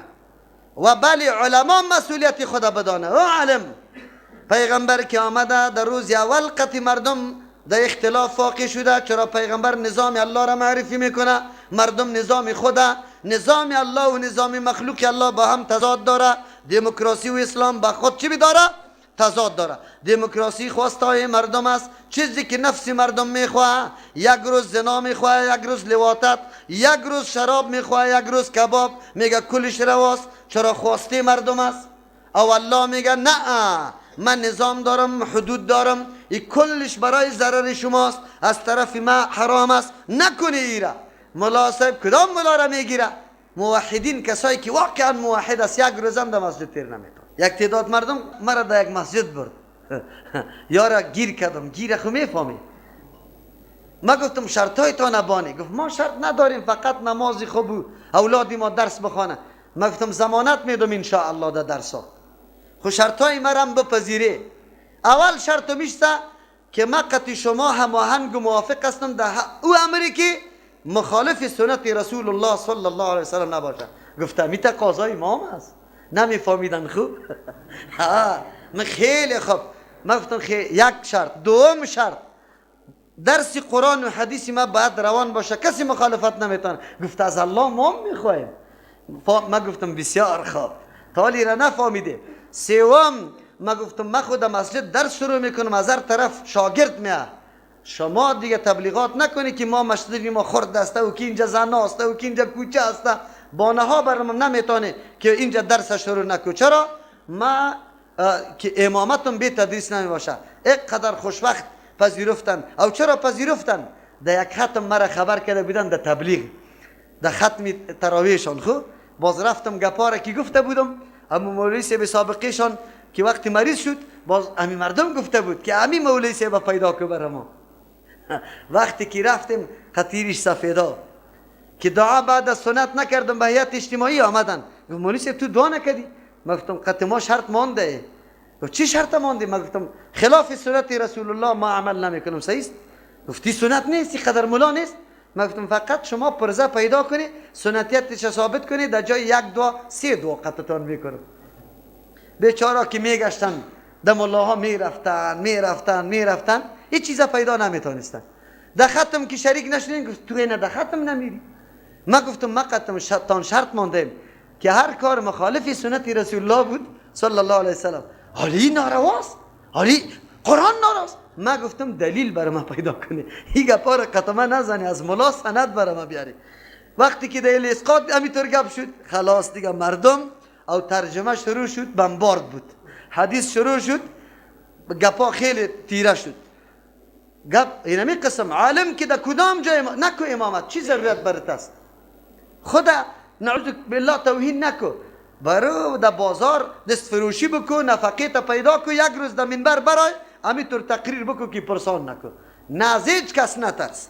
وان که مردم ما خو ملاها خودی ما در دستمال گلیسیب یک دو جوره کالا را بسته کردیم که اردم از چطا میگردیم، ملا کار نداری، ملا کار نداری. او مردکب بان که مردم بیاید تو را به وزرا مامایی تواسطه کنه، بابایی تواسطه کنه، کاکایی تواسطه کنه، پدری تواسطه کنه، باز تو قیدات بمون، ای اول، ای دوم، ای سوم، ای چهارم، ای دهم. اونجا باز پاچایی واره. همینطور روزی که امیتنا خلل پیدا شد من نیستم، چرا که خواه میفهمه که ضرورت به امامت نداره. منظوری ترجمه هم میسته که ما آشنا شیم با تمام کوایفی که ما از کدام ناحیه ضربه خوردیم. دو عالم در اون نکاح نروه که در اونجا ساز و سرود است. اگر در دیگه نکاح ساز و سرود دیدی ما دست خدا قطع میکن. دو عالم در اون جنازه شریک نشوه که بدعت میشه. اگر دیگه مرده را تو با خلاف سنت دیدی ما دست خدا قطع میکن. یاد داشته باشه. خب ما هستیم که علم توهین کردیم، دین توهین کردیم، خود میگردیم، خود محتاج مردم کردیم. با چند روپه میده، خودی از یاد دفتر به دفتر میگرده، معلمی نمیکنه. چرا؟ معاش دائمی هم است، خدمت برای اولاد وطن هم است، میگه معاشش کم از 7000. خب ملا صاحب که میگیره چند معاش میگیره خبر داری؟ نه، ملا صاحب از اجاوقاف هم داری، خب یک 2-3 هزار. ما هم انشاءالله زیاد خونه یک 2-3 هزار برای جور میکنیم. بازو میگه والا این بسیار کم است. صدقه فطر میشه ملا صاحب، ختم نست، اینجا مرده میشه، اسقاطا میشه، قربانی میشه، باز ازی داده براتان میدیم. خب عجیب است، تو خود گرفتی همین کل چیزها را حق مولا جور کردی، حق الله را چی دادی؟ صدقه فطرت شد، پست قربانیت شد، این خود حق مولا شمار کردی تو. چه رقم؟ الله تبارک و تعالی رحم بکنه. قرآن میگه پیغمبر که آمده وقتی شریعتی آورده که مخالف میل مردم است مخالفت کرده. چرا؟ و مخالفت کرده. قرآن برای ما میگه چرا پیغمبر دینی را میاره که الله گفته، دو تغییرات نمیه، دو ترمیمات نمیه. اونجا خواسته احمد و محمود در نظر گرفته نشده. او قانونی کیسته؟ الله متعال است. این قانون دموکراسی لعنتی نیسته که هر کس بخیزه که مردم قوم ما زیاد است اینی کارا میخواه، از او خاطر تغییر بده. چرا؟ قانونه. این قانون الله است. در روزی که محمد رسول الله تبلیغ میکرد هم قانون بود، عالی هم قانون است. داخل نزدیکی روز قیامت هم همی قانون است. تغییر میخوره؟ نمیخوره. از همون خاطری امتیاز دین اسلام است. دیگه قانونا امروز قانون سبا باز چیسته؟ در پشت انواری انداخته شده، در جایش دیگه قانون آمده. کدام؟ عزت برات میده. یک موضوع. دوم و قائل شدن به تبعیض پیغمبران. یکی را پذیرفتن دیگه شا قتل کردن، دیگه شا تکذیب کردن. نعوذ بالله نعوذ بالله. ولی پیغمبر از طرف کی آمده؟ از طرف الله. تاییدش توسط چی شده؟ معجزه. از خود نظام داره یا الله برش فرمان داده؟ الله برش. اگر به موسی علیه السلام فرمان داده، خیر به عیسی علیه السلام هم الله فرمان داده. چطور فرمانی که موسی علیه السلام آورده میپذیری که عیسی علیه السلام آورده نمیپذیری؟ عجیب نیست نه؟ پشت سر میآید که یا میگه اگر یه وحی را جبرئیل میآورد ما میپذیرفتیم، چی میکائیل میآورد میپذیرفتیم، خود جبرئیل آورده. تو مذهبی را من میگم که ما کم استی در مذهب احمد ابن حنبل میگی که هر مسئله در مذهب احمد ابن حنبل باشه میپذیرم. خو امام شافعی رحمت الله علیه اگر در مسئله خود 100 دانه حدیث پیغمبرم بیاره بگوی نمیپذیرم. درست است؟ درست است؟ خیر تو از احمد ابن حنبل چرا پذیرفتی؟ با کدام دلیل؟ بچه کاکایت است، مامایت است، خالیت است، عمیت است، چی است؟ با کدام دلیل پذیرفتی؟ دلیلش بگو. کدام دلیل شخصی داری که پیغمبر گفته باشه که از احمد ابن حنبل پیروی کنه؟ باز من قطع دم راستم، لیکن هیچ دلیلی وجود نداره. نه بچه کاکایت است. چرا میپذیری؟ با جز از این جواب دیگه جواب نداری. به خاطر میپذیرم که گپی از این موافق حدیثی کیست؟ پیغمبر صلی الله علیه وسلم. حالی اگر امام شافعی رحمت الله علیه گپ موافق حدیث پیغمبر آورد او را بپذیرم یا نپذیرم؟ معیار برای پذیرفتن خب موافقت حدیث پیغمبر بود او همین گپ موافق حدیث پیغمبر است بپذیریم نپذیریم؟ خیر علما را سوال کنی چرا نمیپذیرن؟ تو ترک رفع الیدین چرا میپذیری؟ به خاطر که صاحب ده حدیث آمده پیغمبر کرده. رفع الیدین ده حدیث نامده پیغمبر نکرده. تو دست زیر ناف میگیری چرا میپذیری؟ به خاطر که ده حدیث است ولو که ضعیف است. خیر دست در سینه چرا نمیپذیری؟ تو آمین خفیه میپذیری، خیر آمین بالجهر چرا نمیپذیری؟ آلی تبعیض در دین وجود داره، در طریق پیغمبر وجود داره. بگوی شما بگوی نه برادرم، معیار تابعداری پیغمبر است. خب بله تابعداری پیغمبر کی برای ما تشریح کرده؟ کی لقمه ساخته؟ هر عالم که برای ما تشریح کرده لقمه ساخته قابل قدر و چیز احترام است و تو عزتمندی از او را بعد در نظر داشته باش. چرا اون خدمت دینی کی را کرده؟ الله را. و سنت کی را کرده؟ رسول الله صلی الله علیه وسلم کرده. بس به این حیثیت تو تعظیم میکنی. خو لیکن تو نمیگی که هر خوشکوتر احمد ابن حنبل رحمت الله علیه را قبول دارم، خودتر امام شافعی رحمت الله علیه را هم قبول ندارم. عجیب نیست؟ قرآن چی واقعیت ها را بیان میکنه؟ این گپا برای ماست یعنی که بنی اسرائیل کو تیر شده. برای ما توست که این مردم به این مرضا مبتلا شده بود و این مرضا سبب خرابی، بدبختی و مبتلا به عذابشان شده بود. تو در این طور مرضا مبتلا نشو. چرا الله گفت ما پی در پی پیغمبران روان کردیم، شریعت جدیده عیسی علیه السلام روان کردیم که تاییدش توسط معجزه شده بود و توسط جبرئیل امین. لیکن قوم چی کردن؟ مردم چی کردن؟ که هر پیغمبر می آمد که مخالف هوا و هوسشان قانون می آورد می گفتن نه نه نه نه ما نمیپذیریم. امروز علمای جدیدی که قرآن ترجمه میکنه، حقایق برملا میکنه، موافق میل مردم است یا مخالفش است؟ از همون خاطر یا تکذیب میکنه یا قتل کردن یا نه قتل کردن. تکذیب خود خیلی زیاد است. تکذیب خود از سر منبر داودش نام وجود داره یا نه؟ لقب یهودی و نصرانی برش میمانه یا نمیمانه؟ در ترجمه قرآن ما مردم میگه یهودیت و نصرانیت تعلیم میشه. ببینید ترجمه قرآن چی میگه؟ تعلیم یهودیت و نصرانیت میشه. اینی حالات است. اینی مرض بنی اسرائیل بود الله برای ما بیان کرد. و قالوا قلوبنا غلف. دیگه خباست از یار ببینه. الله اکبر. یا را که میخوانه یکا قرآن قدیم است. اینطور تاریخ نیست که مصداق آیات ها موجود نباشه. آیات که میخوانی مصداقش موجود است. و قالوا قلوبنا غلف. گفتن قلبای ما در پرده است، هیچ گپای شما را نمیشنوه نمیپذیره. ای قلب ما است گپای شما بسیار ناشنا است. چرا ما سالا به قبر آواز دادیم ای سخی صاحب مشکلی مرا حل کو ای سخی جان، او تو مرا میگی سخی جان چیز نمیتونه، میگی به الله آواز بده نمیشنوه. در پرده است. امروز همی گپاست یا نیست؟ بگوی یک مانای غلفی مانا قلبای ما در پرده قرار داره. گپای شما به هیچ وجه بری از اون نمیرسن، ناشناست، نمیپذیرش. شما گپایی را میزنه که بالکل عجیب است. پدری ما بابای ما دینمی تو را رفته، حالی وا خیر مشرک رفته. ما چی کنم که هر رقم رفته؟ ما خو مسئولیت خود بیان میکنم. الله سرشان رحم بکنه. اگر عالم همو دستور داده الله بلا در گردن کی؟ مولا. یک مانا. دوم چی میگه؟ یهود دیگه نعوذ بالله ادعای باطل و بی اساس. و قالو گفتن قلوبنا دلای ما غلفن ظرفای پر مملو از علم است، ضرورت به گپای شما نداره. امروز براتون میگه یا نه؟ چی میگه؟ ما چیزی که از پدر و مادر یافتیم امو دینی بابا و اجدادی تا نه اعلان نکنی. چی میگه؟ ما خونه و مسلمان نشدیم که تو ما را مسلمان میکنی. ما داریم دین، برو کار نداریم تا. الله چی میگه؟ بل لعنهم الله. بلکه الله یارا لعنت کرده، از رحمت خود دور کرده. کسی که از قرآن دور شه از رحمت الله دور میشه نه؟ از رحمت خصوصی الله دور میشه. این مردم در مرکز ترجمه نمیان، ترجمه را نمیشنوه. چرا؟ به خاطری که میگم ما بالکل پوره هستیم، ضرورت نداریم.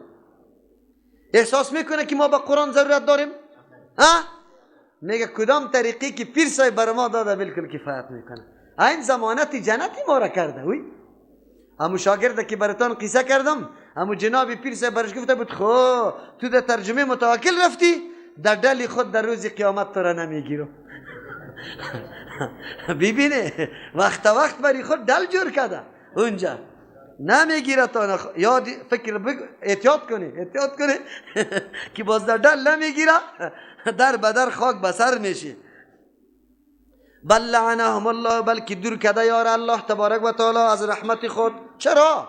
بکفرهم، به انکاری از یا که از حق منکر هستند نمیپذیرند. فقلیلا ما یؤمنون. چند ترجمه است؟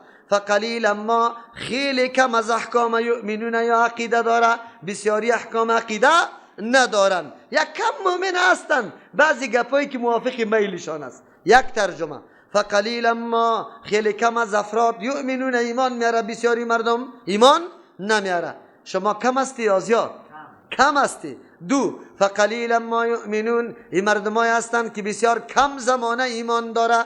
وقتی که تو پیش رویش باشی یک قدر خوب نماز میخوانه که وقتی تو نباشی قصه نماز نیست. دیگهش فقلیلا ما یؤمنون، پس خیلی کم ما یؤمنون، همی کم ایمان هم نمیاره. اینجا ما باز نافیه میشه، خیلی کم هم ایمان نمیاره، با مکم هم عقیده نمیکنه. اینطور نعوذ بالله در کفر خود غرق هستند. ولما جاءهم کتاب من عند الله، هرگاه که آمد برشان کتاب از جانب الله تبارک و تعالی. چطور کتاب؟ مصدق لما معهم، که تصدیق کننده بود، تایید کننده بود، لما برای اون مضامین عقیدوی معهم که امرای از وا بود. چرا؟ کتابای الله در بخش عقیده کلشان یکسان است. بله در نحوه طرز عمل فرقا وجود داره، یک تاریخ یک قسم عمل، دیگه تاریخ دیگه قسم عمل. یک ترجمه. دوم، مصدق موافق است لما، به او صفتایی که معهم امرای از وا در کتابایشان ذکر شده. این کتاب هم موافق هم صفت آمده، مخالف هم نامده. او نشانه ها را مکمل هم میشناسه. و کان من قبل، دیگه بگو بودن پیش ازی، یستفتحون علی الذین، طلب خبر میکردن، میگفتن از مردم سوال میکردن، علی الذین، عن الذین، از او مردم ها کفرو که کافر هستن، که آیا اینمی رقم پیغمبر در بینتان پیدا شده یا نشده. خودشان سوال میکرد از کفار که اینی طور نشانه پیغمبر میایه، باز ما قطعش یک جای میشیم، باز در مقابل شما میزنیم، ما کامیاب میشیم، شما باز مغلوب میشه، تو باشو پیغمبر بیایه. باز امو خبری پیدا شدن پیغمبر هم از امی کفار طلب میکرد. یک ترجمه. دوم ترجمه، این ترجمه درست است. و کان من قبل، بودن پیش ازی، یستفتحون علی الذین، خبر میدادن به او کسانی که کفر و کافر هستند. چی خبر میدادن؟ میگفتن که طور یک پیغمبر در بینتان پیدا میشه، در بین شما، لیکن اول نمونه تابعدار شما میشیم، باز جهاد علیه شما شروع میکنیم، باز ما نصرت پیدا میکنیم بالای شما. فلما جاءهم، هرگاه که آمد برشان ما، امو پیغمبری که عرفو، امو چیزی که عرفو میشناختن، خب صحیح که امو پیغمبر است، امو صفتا داره، چی کردن؟ کفرو، انکار کردن با او پیغمبر. الله چی میگه؟ فلعنت الله علی الکافرین، لعنت الله برای کسانی که حق و واقعیت میشناسه بازم انکار میکنه. بازم چی میکنه؟ انکار میکنه، نمیپذیره. گپ در کجاست؟ الله میفرماید یکی از خباثت هایشان است که قاعده خویسته، این مردم خو اول تبعیض کردن، یک کتاب یک پیغمبر پذیرفتن، دیگر را نپذیرفتن. نه، همون کتاب خودم نپذیرفتن. چرا؟ در کتاب خود نشان آمدن پیغمبر وعده داده شده بود، خبر داده شده بود، صفتای پیغمبر در کتابشان یکه یکه نشانی به نشانی بیان شده بود و خودشان هم امی ادعا را داشتن. یک مشرکین هم میگفتن که یک پیغمبر پیدا میشه، ما در رکاب از او جهاد میکنیم، زیر قمندش امت از او میگردیم، با سر شما زور میشیم. خودشان هم میگه پارا میزدن. خود زمانی که پیغمبر آمد گفت باید پیغمبر در بین ما باشه. در بین کی باشه؟ از قوم ما باشه. دیدن که پیغمبر در قوم دیگه آمد، آلی دیگه نمیپذیره. آلی دیگه چی نمیکنه؟ او برادر گپی حق است، در طایفه کی باشه بپذیر. نه آلی دیگه نمیپذیره. در اینجا خودشان یا از کفار سوال میکرد که در بینتان این طور پیغمبر پیدا شده یا نه، یا خودشان خبر میداد که در بینتان این طور پیغمبر پیدا میشه. خود زمانی که پیغمبر آمد باز دیگه نعوذ بالله یا انکار کردن، نپذیرفتن. در اینجا در بعضی تفسیرها در یستفتحون اینطور معنا را گرفته. و کانوا من قبل بودن پیش ازی یستفتحون طلب فتح میکردن علی الذین کفروا در مقابل کسانی که کافر بودن. یعنی چی معنا؟ دعا میکردن میگفتن اللهم انصرنا، یا الله ما را نصرت بدی بالنبی المبعوث فی آخر الزمان، با او پیغمبری که فرستاده میشه در آخر زمانه. الذی هم پیغمبر نجد نعته فی الکتاب یا فی التورات، که میابیم صفتای شده تورات. ما را نصرت بده. اینجا پیغمبر میگه وسیله میکرد که بالنبی المبعوث. در بعضی تفسیرهای معنا را گرفته، بالکل گرفته. دوم معنا را در بعضی تفسیرهای طور گرفته. اللهم انا نسألك، یا الله ما سوال میکنیم از تو یا الله، بحق نبیک الذی وعدتنا، بحق او پیغمبری که تو امرای ما وعده کرده ای، ان تبعثه فی آخر الزمان، که تو را میفرستی در آخر زمانه. ما را چی بکو؟ ما به حق از او سوال میکنیم. مناظرات در مورد تواصل که میکردیم اول دلیلشان امی بود. قرآن میگه این رقم دعا میکردن، جواب است. این تفسیرها نظر به تفسیری که ما کردیم این تفسیری ضعیف است. تفسیری که ما کردیم که بودن پیش از این خبر میدادن کافرها را که پیغمبر پیدا میشه، یا سوال میکردن از کافرها در مورد موجود شدن پیغمبر. این معنا درست معناست، این معنا ضعیف است. برو گرفته تفاسیر گرفته. اولیش در یک جایش انا نسألک بحق نبیک گفته، وقتی که کلمه حق آمد در او صورت دیگه توسل به ذوات نشد، توسل به حق پیغمبر شد. حق پیغمبر صفت است نه ذات است، ذات نیست. یکی حدیثی دیگه که اونجا گفته بود اللهم انصرنا بالنبی المبعوث، بله اونجا ما را نصرت بده به واسطه پیغمبری که فرستاده میشه در آخر زمانه. اونجا توسل به ذوات است. لیکن امی مفسرین گرفته به خروج نبی، برآمدن پیغمبر، به ارسال نبی، بروان کردن پیغمبر، این معنا را داره. به جهاد نبی، به جهاد کردن پیغمبر. خوب خیلی خوب، این دعا را کرده. برو این تقدیرات هم نباشه. این عملی کیست؟ شریعت من قبلناست. در او زمان یهودایی گپ میگفتن، این گپشان قابل مدح است یا قابل ذم است. الله در میدان ذم را ذکر میکنه، در میدان مدح ذکر نمیکنه، که مردم خودشان اینطور دعا میکردن، لیکن وقتی پیغمبر آمد او را باز قبول نکردن. شریعت من قبلنا هرگاه که در مورد ذم قرار بگیرد دلیل برای ما شده نمیتونه. ما دلیل داریم. الله ما را فرمان داده ولله الاسماء الحسنى فادعوه بها. در یک جای پیغمبر و در دعاهای قرآن اینطور دعاها نامده که یا الله به حق فلانی و بچی به طفیل و برکت فلانی فلان کاری مرا انجام بده. دیگه تو خو حنفیستی، ولی در کتابای احناف مکمل کسی که به حق انبیا سوال میکنه مکروهی تحریمیسته. در کتابای حنفی توسل به حق انبیا منع قرار داده شده، میگه این نارواسته. فتاوای شامیم نوشته میکنه، نقل قول از امام ابو حنیفه رحمت الله علیه میکنه که لا یسأل الا به، سوال نمیشه مگر به الله. شارح یعنی ابن عابدین رحمت الله علیه نوشته میکنه لا یسأل الا بصفاته و اسمائه، سوال نمیشه از الله مگر به اسماء و صفات الله سوال میشه. این عقیده حنفیت است. اگر تو حنفیستی، اگر نه که حنفی نباشی، دیگه برو به حق یک قبر سوال میکنی 100 قبر سوال کن. بابا یک کسی قطمه بسیار جر و بحث کرد. خب آدم نیک شناختیم بود، دوستم بود، زیاد جر و بحث کردیم. آخرش گفتم چیسته بیادرم دلت، من خو میگم از الله سوال کو، با اسماء و صفات الله سوال کو. تو که میگی نه قبرها رو واسطه میکنم. من گفتم نه 1000 قبر واسطه کو. و من چی؟ یک دفعه گفت عجیب گپ مرا زدی، ولی من قبر من خودت یک طرف پا فشاری داری.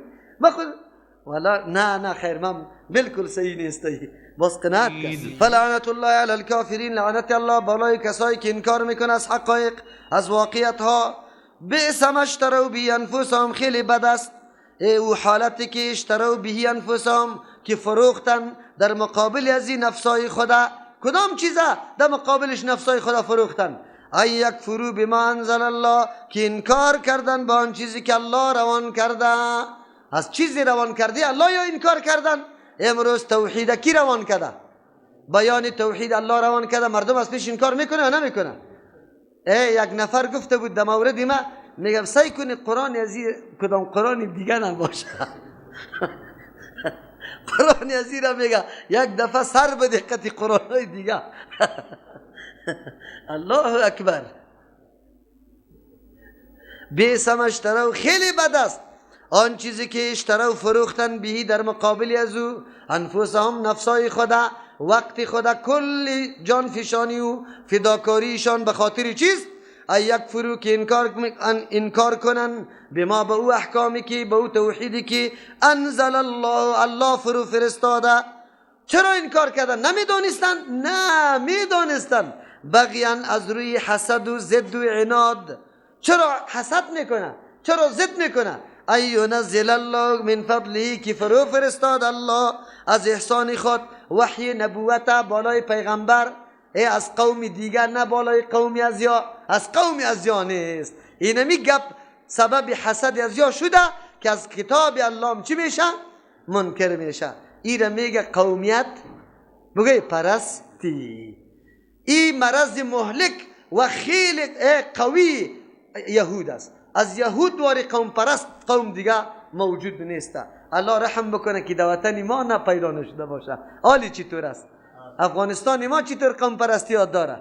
قرآن برش بگو خدا برابر قوم استاد میشه. هر طایفه از امو کلانش اگر هر قدر جنایت کرده او را چی معرفی میکنه؟ نابغه معرفی میکنن یا نمیکنن؟ امیالی کرده یا نه؟ جنایات یک تعداد مردم خوب در نظر بگیره چی جنایت ها کرده، اما قومش را پیغمبر معرفی میکنه. اینی را میگه قومیت پرستی. یهود هم میگفتن اگر پیغمبر از قوم ما می آمد دیگه کلش گل بود، آلی از قوم دیگه آمد کلش خار است، آلی ما نمیپذیریم. الله رحم بکنه. یونمو مرضی است که استعمار در بین مردم ترزیق کرده، در بین مردم نشر کرده، مردم آنقدر در بین خود به اعتماد ساخته که آلی یک قوم بالای قوم دیگه اعتماد نداره، که هر قدر مردم آلی مردم به قومیت پرستی افتخار میکنه. تلویزیونا به ملت تعلق داره یا نه؟ به تنظیم تعلق داره، بلکه خود نام تنظیم خدا تنظیم ملی فلانی، ملی همینطور است یا نه؟ ملی میگه. الله رحم بکنه. معتبر دین است، ملت نیست. علی من یشاء بغیان، از روی عناد، ینزل الله، که میفرست الله تبارک و تعالی من فضلی، از احسان خود که وحی نبوت است، علی من یشاء، بالای کسی که الله بخواه، کسی را که لایق میبینه که یقینا اینی مسئولیت عهده را ورداشته میتونه، من عبادی، از جمله بندگان خود. پیغمبر علیه الصلاة والسلام شخصیت آخری برای رهبری تمام بشریت، شخصیتی که یقینا دنیا را مملو از روشنی علم ساخت، روشنی توحید الله ساخت، شخصیتی که واقعا مثلی شخصیت هیچ کسی پیدا نشده. دشمن هم امروز اعتراف داره که محمد رسول الله کیسته، در موردش کتابای تاریخ نوشته شده.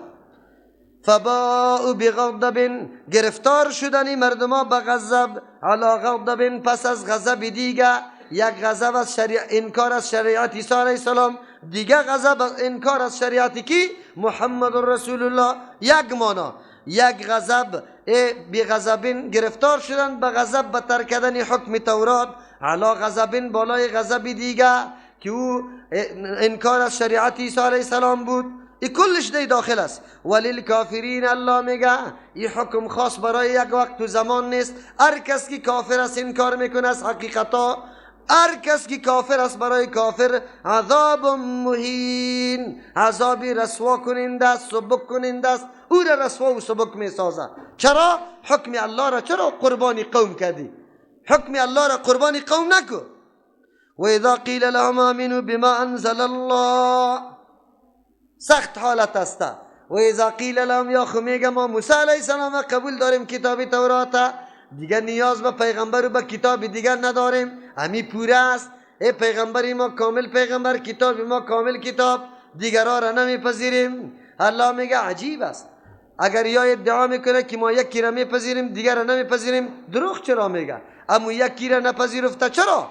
در تورات دیشان قتل انبیا حرام است، چرا یا انبیا را قتل میکنه؟ با مو کتاب خود یقینا که ادعا داره که ما ایمان داریم، با مو کتاب خود شما تسلیم شوید. حالی من تشریح میکنم براتون آیت در مورد زمان خودی ما. الله اول میگه و اذا قیل لهم، وقتی که برشان گفته میشه آمنو بما انزل الله، ایمان بیاره به آن چیزی که الله نازل کرده. بس که الله نازل کرده اگر توسط هر کس آمده، احمد و محمود فرقی نداره، معتبر در اینجا ما انزل الله است. انظر الی ما قال لا الی من قال، با ما قال ببین، به من قال کسی که گفتار میکنه به او سعی نکو، به این سعی نکو که چیز میگه. وقتی که از کتاب الله و سنت رسول الله میگفت بسر و چشم بپذیر، نگو که اگه احمد بیان کنه میپذیرم، اگه محمود بیان کنه میگه نمیپذیرم. نه، این کار نکو. مهم ما انزل الله است، چیزی را که الله روان کرده باید بپذیر. چی میگن؟ یا قالو میگن نؤمن، ما ایمان داریم بما انزل علینا، به مو چیزی که نازل سری خودی ما شده، فقط امو را میپذیریم. و یکفرون بما وراءه، انکار میکنه به ما سوایی امو چیزی که سر از یا نازل شده، غیر از او چیزی که سر از یا نازل شده دیگه کلگی را رد میکنه. در حالی که قابل رد است؟ نه. چرا قابل رد نیست؟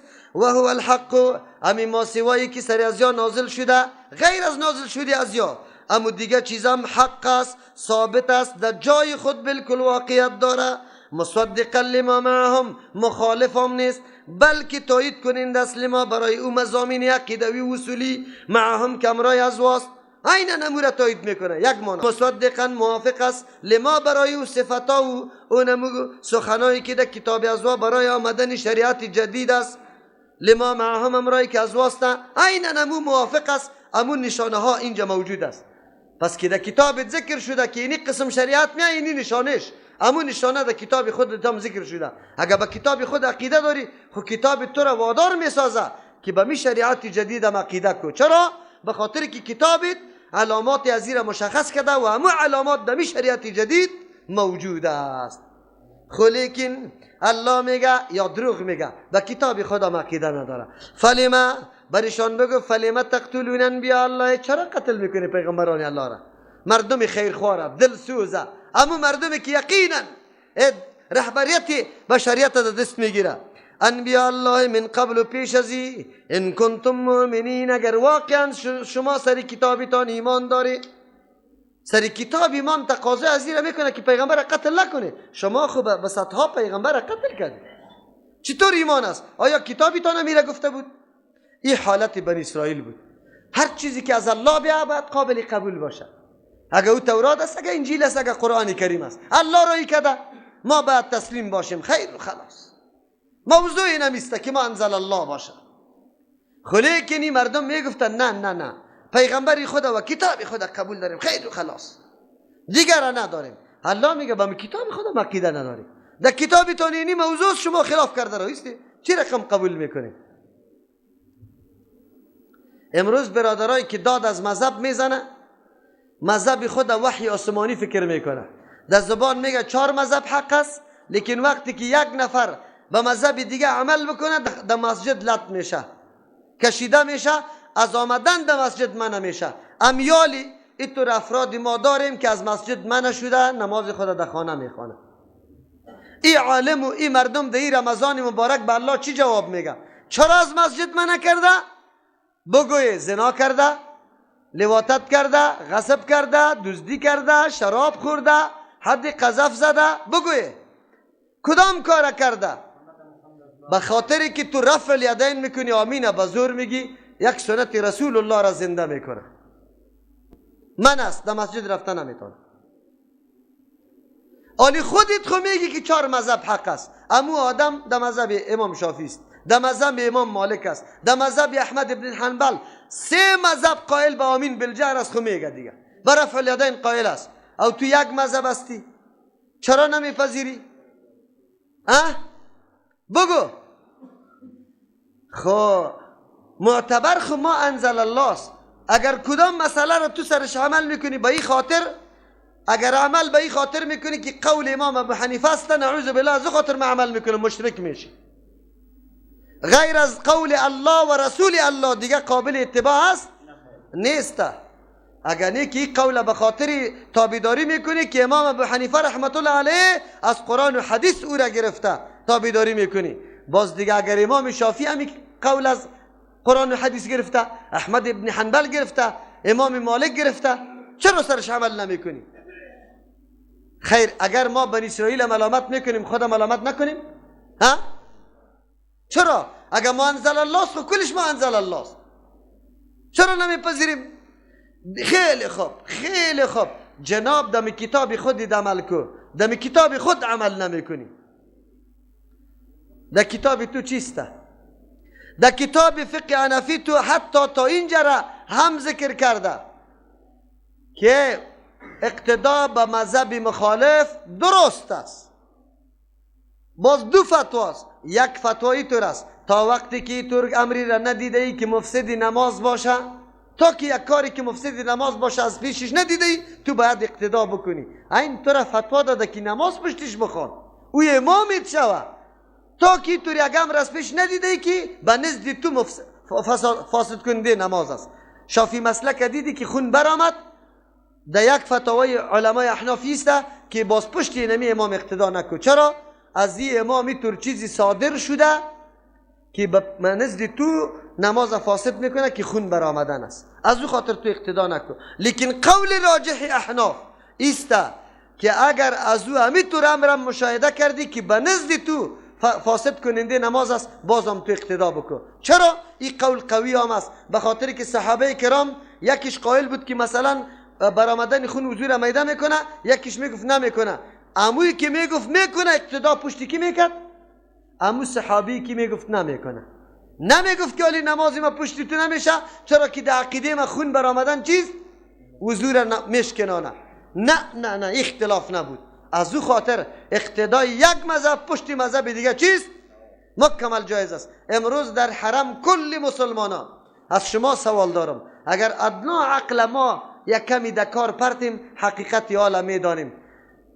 6 میلیون نفوس امو اقلش که ویزا گرفته میشه میایه، اوی که داخل عربستان است، اوی که با ویزه های شخصی آمده، اوی که از هر مملکت اموتور چی آمده، اموتور پت آمده، پنهان آمده، با میمانی آمده، در 10 میلیون نفوس انشاءالله میرسه. در 10 میلیون نفوس از شما سوال میکنم، در جملهش 1 لک ملا و عالم میباشه یا نمیباشه؟ از مختلف مذاهب میباشه یا نمیباشه؟ کلش پشت یک امام اقتدا میکنه یا 4 امام یا 10 امام؟ بجز از یک طایفه که در افغانستان است، امو طایفه که پیری خود قیوم زمان میدانه و به مقتدیای خود فتوا داده اینجا نمازای 40 روزه را سرشان چی کرده؟ پس اعاده کرده. تو را بدبخت میسازه که نمازی تا اعاده کردی، عقیده دی شد که نمازم نشد. اونجا یک نماز چند نماز بود؟ 1 لک نماز. 40 روز 40,000 به 5 کنه 5 4 20 200 نماز. 200 لک نمازی تو را چی کرد؟ از بین برد، از دست اینمی گمراه. پیروی همی طور پیره بکنه که خب گمراه کردتانه هستانه. خیری قدر عالم و نفوس جهان تبا و درباد است. همی 20 نفری که از افغانستان رفته، اینم یا مسلکشان چیست؟ حق است. اینجا ای طور میگه. باز وقتی که توی بگیری شه که چرا مذهب حنفی خو ضرور نیست که آدم اتبعوا سواد العظمه، بازی حدیث برات میگه. این حدیث ضعیف هم است، اما معنایش سواد اعظمی نیست که اکثریت تابعداری کو. سواد اعظم او را میگه که کسی که گپش خیلی قوی است از او تابعداری کو. خو یاد دلیل بردی را پیش میکنه، سواد اعظم پیروی کو. اونجا سواد اعظم چیست؟ رفع الیدین میکنه یا نه؟ امین بزرگ میگه چرا تابعداری نمیکنی؟ ها؟ اینجا برات چی میگه؟ والا در اینجا یک مذهب است دیگر را نکشه. خیلی خوب، مرا نمیمانی به عمل بالکل قطعی موافقه میکنم. جناب حاجی صاحب سبا که در حج رفتی وجه در حرمین، اونجا مخالفت حرمین نکو، رفع الیدین بکو، آمین بالجر بکو. تو اونجا بکو، من اینجا بالکل قطعی موافقت میکنم. چرا؟ تو که اونجا میری دستکای تیرم اینجا محکم گرفته ای، یک رفع الیدین نمیکنی. چرا موافقت نمیکنی؟ در حالی که مردم خود زورم دارد میتونه تو را این کار میکنی برو بخیر اینجا جای تو نیست از حج تو را میکشه لیکن اون تو را چیز نمیگه او مرا در مسجد نمیگذاری کدام دین است کدام ایمان است کدام انصاف است بگذار مسئله دینه نعوذ بالله الله نکنه تو را از انصاف کار بگی آیا انصاف است الله رحم بکنه حالی که متوجه کتاب خود بسازی از کتابش سوال کن و هو الحق مصدقا لما معهم اینمی حق است مصدقا لما معهم قل فلم تقتلون چرا قتل میکنی انبیاء الله از ملا صاحبا پرسان کنه بگو در مسلک مفتابهی احناف مسئله قومه و جلسه تعدیل ارکان چیسته آرام گرفتن در قومه آرام گرفتن در جلسه آرام گرفتن در رکوع آرام گرفتن در چی؟ سجده و کلی اعضا برابر شدن قول مفتابهی احناف چیست؟ واجب او مناسب در کلی رمضان توی عمل کردی؟ باز از پیش اول از پیش اینطور سوال کنی ملا صاحب اگر یک واجب در نماز بمانه نماز میشه یا نه؟ که برات بگوید که نماز نمیشه باز از پیش سوال کن که ملا صاحب قول مفتابهی در مذهب احناف در مورد قومه و جلسه و آرام گرفتن و تعدیل ارکان چیست؟ و بیچارگک مجبور است که بگه که واجب تو باز برش بگو که ملا صاحب کلی ماه رمضان خو نه تو تعدیل کردی نه تمانیه این نمازای ما خو نشده ایره چطور کنیم؟ علاجش هم بکش ها؟ که ایران بمانه کتابی خود عمل کرده ای؟ در مذهب حنفی است که گنبد جور شوه پیدا کرده میتونه کسی در مذهب حنفی است که بیرق بالا شوه خاکی قبر خورده شوه در دور قبر طواف شوه جنده قبر زده شوه در مذهب حنفی بدرغه است در روزی که مرده وفات کرده نان تیار شوه حلوای شام است 3 و 4 است جمعی و سالپرگی و چلی است ختمای رواجی هست بیار در مذهب حنفی بکش امی فاتحه گیری که تو میکنی است برم بکش تو کتابی خودم عمل نمیکنی بیادرم چرا منم ملامت میکنی این گپا را با سوال کنید جستجو کنید مردم وادار به بسازه که برادر حق چی را میگه ولقد جاءكم موسی بالبينات یقینا آمده بود براتان موسی علیه السلام اینطور هم نیست که شما نادان باشه گپ نفهمه پیغمبری برجسته اولوالعزم موسی علیه السلام براتان آمده بود بالبینات امو ترامنه به دلیل و به سند آمنه بالبینات به معجزه ها که تایید میکرد رسالت موسی علیه السلام ثم اتخذتم العجل لایق خویی بود که اینطور پیغمبری اولوالعزم در رهبری کدام قوم موجود باشه و قوم هیچگاه گمراه نمیشه و قوم هیچگاه نقصان نمیکنه و قوم قطعا منحرف نمیشه چرا؟ یک رهبری قوی ورزیده پیغمبری اولوالعزم در رأس باشه کتاب تورات هم باشه پیغمبرم تسلیم شده باشه چرا؟ گپیش میپذیری تاییدش توسط معجزات شده لیکن تو جناب بازم ثم اتخذتم العجل بعد از او جور کده گرفت گوساله را من بعدی پس از رفتن موسی علیه السلام برای چند روز که از شما غایب شد چی شد؟ گوساله را گرفتی به الوهیت به پرستش نعوذ بالله و انتم ظالمون شما سخت ظالم مردم هستید برای چند روز که موسی علیه السلام او طرف رفت اینجا شما باز گوساله پرستی را شروع کرده قرآن چرا بدی یهود بیان میکنه بدی یهود به این خاطر بیان میکنه که اگر آدم گمراه شوه اگر برش دلایل قوی موانع قوی موجود نباشه باز یک عذر داره که ولا موانع موجود نبود یک آدم اگر در دام یهود و نصارا میفته چرا در یک جایی است که اونجا نه قرآن شنیده نه حدیث شنیده غیر از تبلیغات یهودیت و نصرانیت همو آدم ملامت نمیتونیم او همی عذر خدا پیش میتونه که من خو کتاب الله را نشنیده بودم از او خودم نصرانی شدم لیکن یک آدم که در مرکز اسلام قرار داره شب و روز صدای قرآن میشنوه و بعد از او موانع خیلی زیاد وجود داره از اینکه نصرانی شوه بازم نصرانی میشه بسیار جنایتکار است بسیار ظالم است هست یا نیست الله قباحت یهود میتور بیان میکنه موسی علیه السلام ولی پیغمبری اولوالعزم کتاب تورات امرش موجود تایید پیغمبری موسی علیه السلام هم به معجزات شده چطور برای محض رفتن به کوی طور شما گوساله پرست شده خب آیا اینطور حالات سر ما مسلمانان میآید ما محمد رسول الله صلی الله علیه و سلم واره رهبر داریم شریعت مکمل بر ما تشریح کرده تعلیماتش وجود داره به مجرد وفات مالی رای پیغمبر اعلام بکنیم؟ ها؟ گرفتار به گروه بازی شیم؟ بعد از پیغمبر 110 سال مردم در کدام مذهب بود؟ کسی ثابت میتونه که در کدام مذهب بود؟ پدری کسی ثابت کرده نمیتونه. یک ملای بدبخت چی میگه؟ امروز بحث ما ایست که تقلید از یک مذهب واجب است. تقلید از یک مذهب واجب است. باز بعد از او واهیات پف کده بازی ارمان هم داره، کاش که مردم گپی مده گوشش برسه. گپی تو چی بود؟ چند دانه گپای خیالی زده در ذهن خودی دی گپ است. تو یک دفعه در پیش علما زانو بزن که تو شور خورده میتونی یا نه. مردم مذهبی عمومی را ثابت نمیتونه، تو پشت شخصی میگردی. عجیب است. یک قدر سردمدارا و کلانایی که خدا نابغه میگفتن امروز قرار آرام خدا گرفته. چی کده؟ شور خدا داده نمیتونه. تو میخیزی بیچارگک. شما باور به الله بکنی امی عالم عبارت هم درست گفته نمیتونه. به این طور کتابای ناشنا اولا میده که پرساد نکنم دور میگه از دروغ. او چی میگه؟ صحابه تقلید کده. چی کده بگه؟ بیادرایی را بدانی خوی بیچارگک ملا مانای تقلید نمیفهمه. تقلید چی را میگه؟ قبول قول غیر بی دلیل.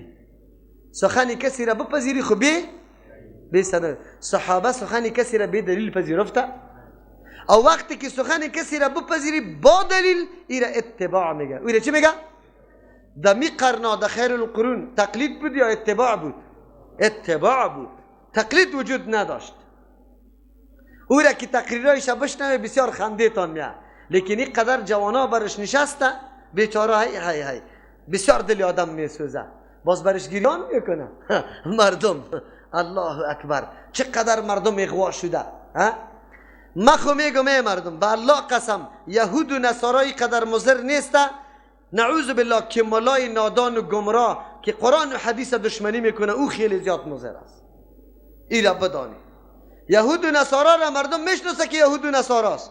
خو این لباسی کی چی را دتن کرده؟ عالمه. خدا نماینده کی میشماره؟ دین اسلام. از کدام جای تبلیغ میکنه؟ از منبر مسجد.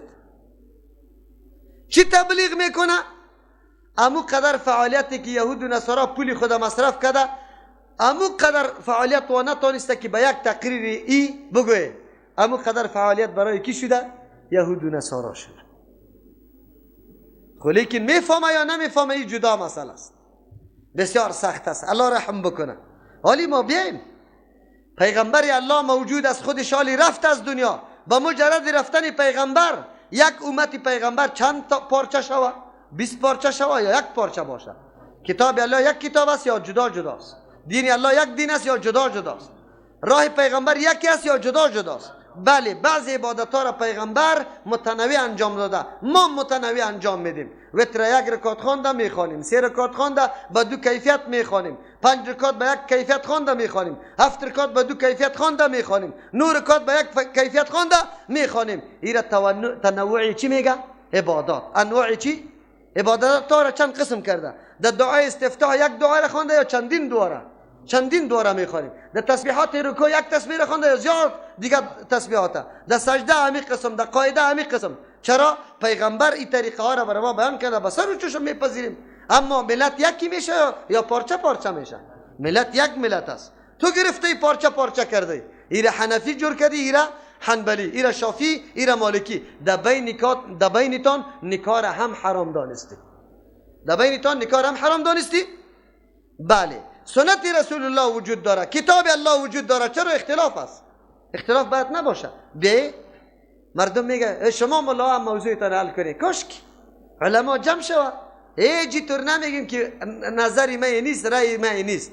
این طور بگیم که فلانی موضوع را بحث میکنیم، پشت دلایلش میگردیم، موضوع فلانی موضوع را دلایلش جمع میکنیم. پس از جمع شدن دلایل سرش میشینیم، مطابق دلایل موضوع را اعلان میکنیم. آسان که هیچ معلوم نشه کی را من دعوا داشتم بگوی یا تو دعوا داشتی. بیای در فضای آزاد صمیمانه میشینیم، کتابا را مندازیم ورق ورق زده، دلیل کشیده میریم. خیر و خلاص. هر حکمی که متحد از قرآن حدیث برآمد به سر و چشم قبول داریم، به ملت خودم چی میکنیم؟ پیش میکنیم. خب اینطور نمیکنیم که وقتی از تو سوال میگیره، سوال میشه در تلویزیون که مردم میگه رفع الیدین است یا نه؟ بله در حدیث آمده. خب باز چی میگی؟ خود مذهبی ما وجود نداره. این گپ نزن، بگو برادر در حدیث ثابت است کسی که سرش عمل میکنه بالکل او هم اهل سنت و الجماعت است و این موضوع افتراق برای امت نیست. اگر کسی میکنه، اگر نمیکنه، یکی میکنه یکی نمیکنه، هیچ پروا نداره. هر دوش نمازش میشه یا نمیشه؟ چرا نفرت باشه؟ چرا این گپا باشه؟ قرآن ملامت میکنه یهودا به خاطری که موسی علیه السلام چند روز گم شده یا بدعتا را شروع کرده. امتی پیغمبر هم بدعتا را شروع نکرده، رأی خود حاکم جور نکرده، رأی خود شریعت جور نکرده. و اذا اخذنا میثاقکم، قابل یادآوری است در آن وقتی که ما گرفتیم وعده محکم از شما، و رفعنا فوقکم الطور. این وعده گرفتن از پدرای از یاس بر اسرائیل که در زمان پیغمبر از واخو نگرفته، خو یا سریو وعده محکم بودن، امورا گفتن که بالکل حق است. خب باز امورا که اعتراف هم داره باز هم مخالفت میکنن. و اذا اخذنا، قابل یادآوری است در آن وقتی که گرفتیم میثاقکم وعده محکم از شما، و رفعنا فوقکم الطور، بالا کردیم بالای شما کوه طور برای عملی کردن احکام.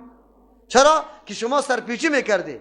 خذوا ما آتیناکم، گفتیم براتون که بگیره به قوت عمل ما اون چیزی را آتیناکم که برای شما دادیم، به قوت عمل، همگیتان به همت به تطبیق عملی بگیری احکامه.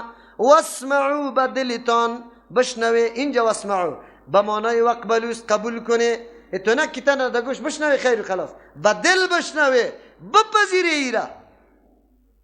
قالوا، یا گفتن سمعنا، در زبان خود گفتن سمعنا، بالکل ما شنیدیم. باز پتک در خطی خود چی گفت؟ و عصینا، نافرمانی کردیم، نخواد که خیر از ما ببینیم. پدر که خیلی باعث میشه بچه خود یک جای روان میکنه دلش نمی باشه، گریان میکنه که برو از بزرگ گوش بیار، نمیرم نه وقت میشه چی نه. باز یک دفعه که خیلی زیاد باعث میشه دمی گریان چی میگه؟ خیر نخواد خواست پیشم خیر ببینی. خیر چی طور نمیبینه؟ میره عالی پسان گریان میاد، خیرت است پیسر از پیشم گم شد، او را خشیر یک زده. پدر میگه که تو گپی تا خالی قبول دارم خو نخواد از پیشم خیر ببینی.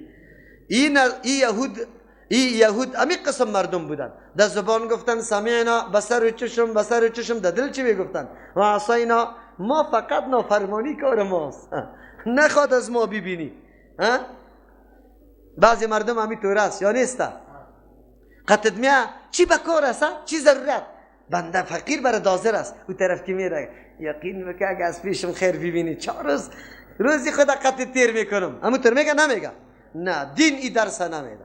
در مورد احکام الله انسان فقط جنبه سمبولیک و جنبه زبانی را نداشته باشه. اقوال قولا کفایت نمیکنه. دین از ما مطالبه عمل داره در مورد احکام الله. اگر کسی ادعا میکنه که من قرآن دوست دارم، بعد در درس قرآن حاضر شوه سری خود عملی کنه، تطبیق عملی، اخلاق خود، عمل خود، عقیده خود موافق کتاب الله جور کن، اونو وقت با صحیح است. اگر نه که میگی قطعی قرآن زیاد دوست داره، قرآن خیلی زیاد دوست دارم، خو نه زنید قرآن یاد داره، نه سنوید، نه دخترید، نه بچید، در روزی پنجشنبه قاری کوره میاری. عجیبی محبت قطعی قرآن داری. قرآن خیلی زیاد دوست داریم. قرآن از دوست داری، روزی جمعه باز چی میگه؟ والا خسته شدیم، یک هفته کار کردیم. ای دخترا جمع کن یک چیزی، یک فرشک قی خود بگیره. پدر جان کجا میریم؟ در بند قرغه میریم. جمعه را خبر نداشتی، تو قرآن دوست داشتی. قرآن خبرت چی گفته بود؟ یا ایها الذین آمنوا اذا نودی للصلاة من یوم الجمعه فاسعوا الی ذکر الله. قرآن دوست داریم. قرآن خبرت حجاب گفته بود. قرآن دوست دارم. قرآن خو سود حرام کرده بود، تو تمام عمر سود کرده رویستی. چه رقم قرآن دوست داری؟ الله مزمت یهودا که بیان میکنه به می خاطر که با زبان گفتن شنیدیم، اما به قلب و در عمل چی کردن؟ عصینا را گفتن. و اشربوا فی قلوبهم العجل، نوشانیده شده بود در دلهایشان العجل، محبت گوساله پرستی. چرا؟ بکفرهم، به سبب کفرشان سبب شده بود که محبت گوساله پرستی در قلبشان جا داشته باشه. اشرا بیره میگه کدام وقت باغ او دادی یا نه؟ شووکی داده باشه. شوو میفهمه؟ شووکی در باغ بدی سبا بیایی که گنده درخت 1 متر بالا هم نم کش کرده که خب سیراب شوه، ریشش آب کش کنه. الله تبارک و تعالی میگه این مردم در رگ رگی از یا محبت گوساله پرستی جای گرفته بود، از همون خاطر الله امر کردیه گوه چی کنه؟ ذبح کنه. چرا؟ که محبت گوساله چی شوه؟ از بین بره. ما یقینا از زیارت ترسی ما وقتی گم میشه که گنبزش به دست خود چی کنیم؟ چپا کنیم. اون وقت باز میفهمیم. در غیر از او یک کمی خشخش داریم. اما تو رست یا نه؟ ما بادا که شو چپرکتی ما را چپا نکنه. محترم در یک جای میرفتیم، در یک جای رسیدیم، دمی طرفی تگاب میرفتیم، از همی بندی پلیس سروبیم که همه تیر شدیم طرف اونجا یک زیارت از کسی که طرف تگاب رفته دمو پس که پس دره برابر میشی دمونجا یک زیارت است. اما دریور گفتی نمید زیارت که دعا نکنی تایر پنچر میشه. بده ما گفت جلو و دمه الاکت حرکت کنم گفت دعا نمیکنیم. گفت حالی معلوم میشه. حالی یک طرف کلکینا را واس کرده این طرف سعی میکنی طرف نه تایر پنچر شد نه چی شد. گفت ما کمی میریم که دعا نکنیم تایر پنچر است. من گفتم شما بدبخت هستی، به این عقیده همینطور کردیم. ما خو عقیده به الله داریم، به این نداریم. چرا یک عقاید اوهام پرستی را به خود گرفته؟ ای اولیای کرام اگری ولی باشه این تیرای مردم پاچر کنه، آزار بده مردم، خاک ده سری تور ولی چه مسلمان ها را اذیت میده. این توری ولی شده میتونه؟ ولی الله خو یک دم به مخلوق الله خیر میرسانه، دلسوز است. یا تاری را ولی هم نشناخته خو ولی را چی معرفی میکنه؟ که شوق تو را میترسانه، در دریا میپرتته، لول میده تا خوجه غلطانی بگوی ولی. عجیب است. یا ولی است، اولیاء همینطور نمیباشه. الله اکبر. قل بئس ما یأمرکم بایمانکم، بگوی پیغمبر علیه السلام بئس ما خیلی بد است آن چیزی که یأمرکم امر میکنه به او چیز ایمانکم ایمان شما. او ایمان کدام چیز است؟ اگر شما محبت قطعی گوساله پرستی داره، اگر شما فقط در زبان میگی سمعنا لیکن در قلب میگی عصینا، زبانتان یکی و دلتان دیگر رقم است، اگر این کار به امر ایمانتان باشه، عقیدتان این تقاضا را داشته باشه، این بدترین ایمان است. این چی است بگوی؟ باز بدترین ایمان است. ایمان این کنتم مؤمنین، اگر شما دعوای ایمان داره. عجیب است، این ایمان نیست، ایمانی طور نمی باشه. اگر این کارا به سبب انگیزه ایمان میشه، او ایمان بگوی نیست، قطعا ایمان نیست. قل بگوی پیغمبر علیه السلام ان کانت لکم الدار الاخرت. دیگه ادعای پوچی یهود چی بود؟ میگفتن آخرت تنها برای ماست، دیگه قوما برای جهنم دیگه قوما پیدا شدن، ما برای چی پیدا شدیم؟ جنت از ماست. خیلی خوب جناب که کلی مردم علاق میدانی خدا نجات داده او جنت هم برای توست. در این دنیای فانی چی میکنی؟ هر روزی مشقت، تکلیف، رنج، غم. یگانه مانع برای رسیدن جنت چیست؟ مرگ. فقط طلب بکن از الله که یا الله مرگ زود بیار که مدام اصل هدف خود زود برسم. بیا دیگه امی کارا میکنی یا نه؟ اگه حقیقت داشته باشه خود تو باید امی سوال بکنی. ایره مباهله میگه. چی میگه؟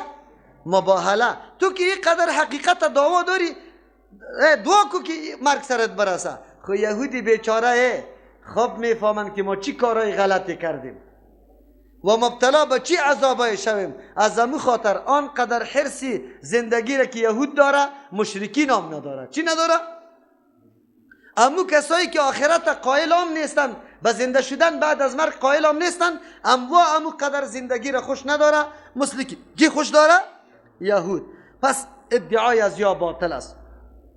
دروغ میگه که جنت برای ماست. چرا؟ اگر جنت برای از یا می بود دست مرگ طلب میکرد که در اصل مقصد خود چی میشد؟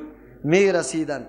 قل بگوی پیغمبر علیه السلام ان کانت لکم الدار الاخرت، اگر باشه برای شما مخصوص شما دار آخرت، عند الله بنزد الله تبارک و تعالی خالصتا که خالص باشه، من دون الناس بغیر از مردم خالص برای شما باشه، ناز و نعمت برای شما باشه، راحت همه نعمتا. فتمنوا الموت، مانع رسیدن به هدف خود تنها مرگ است و مرگ شما خودتان تمنا کنه، آرزو کنه.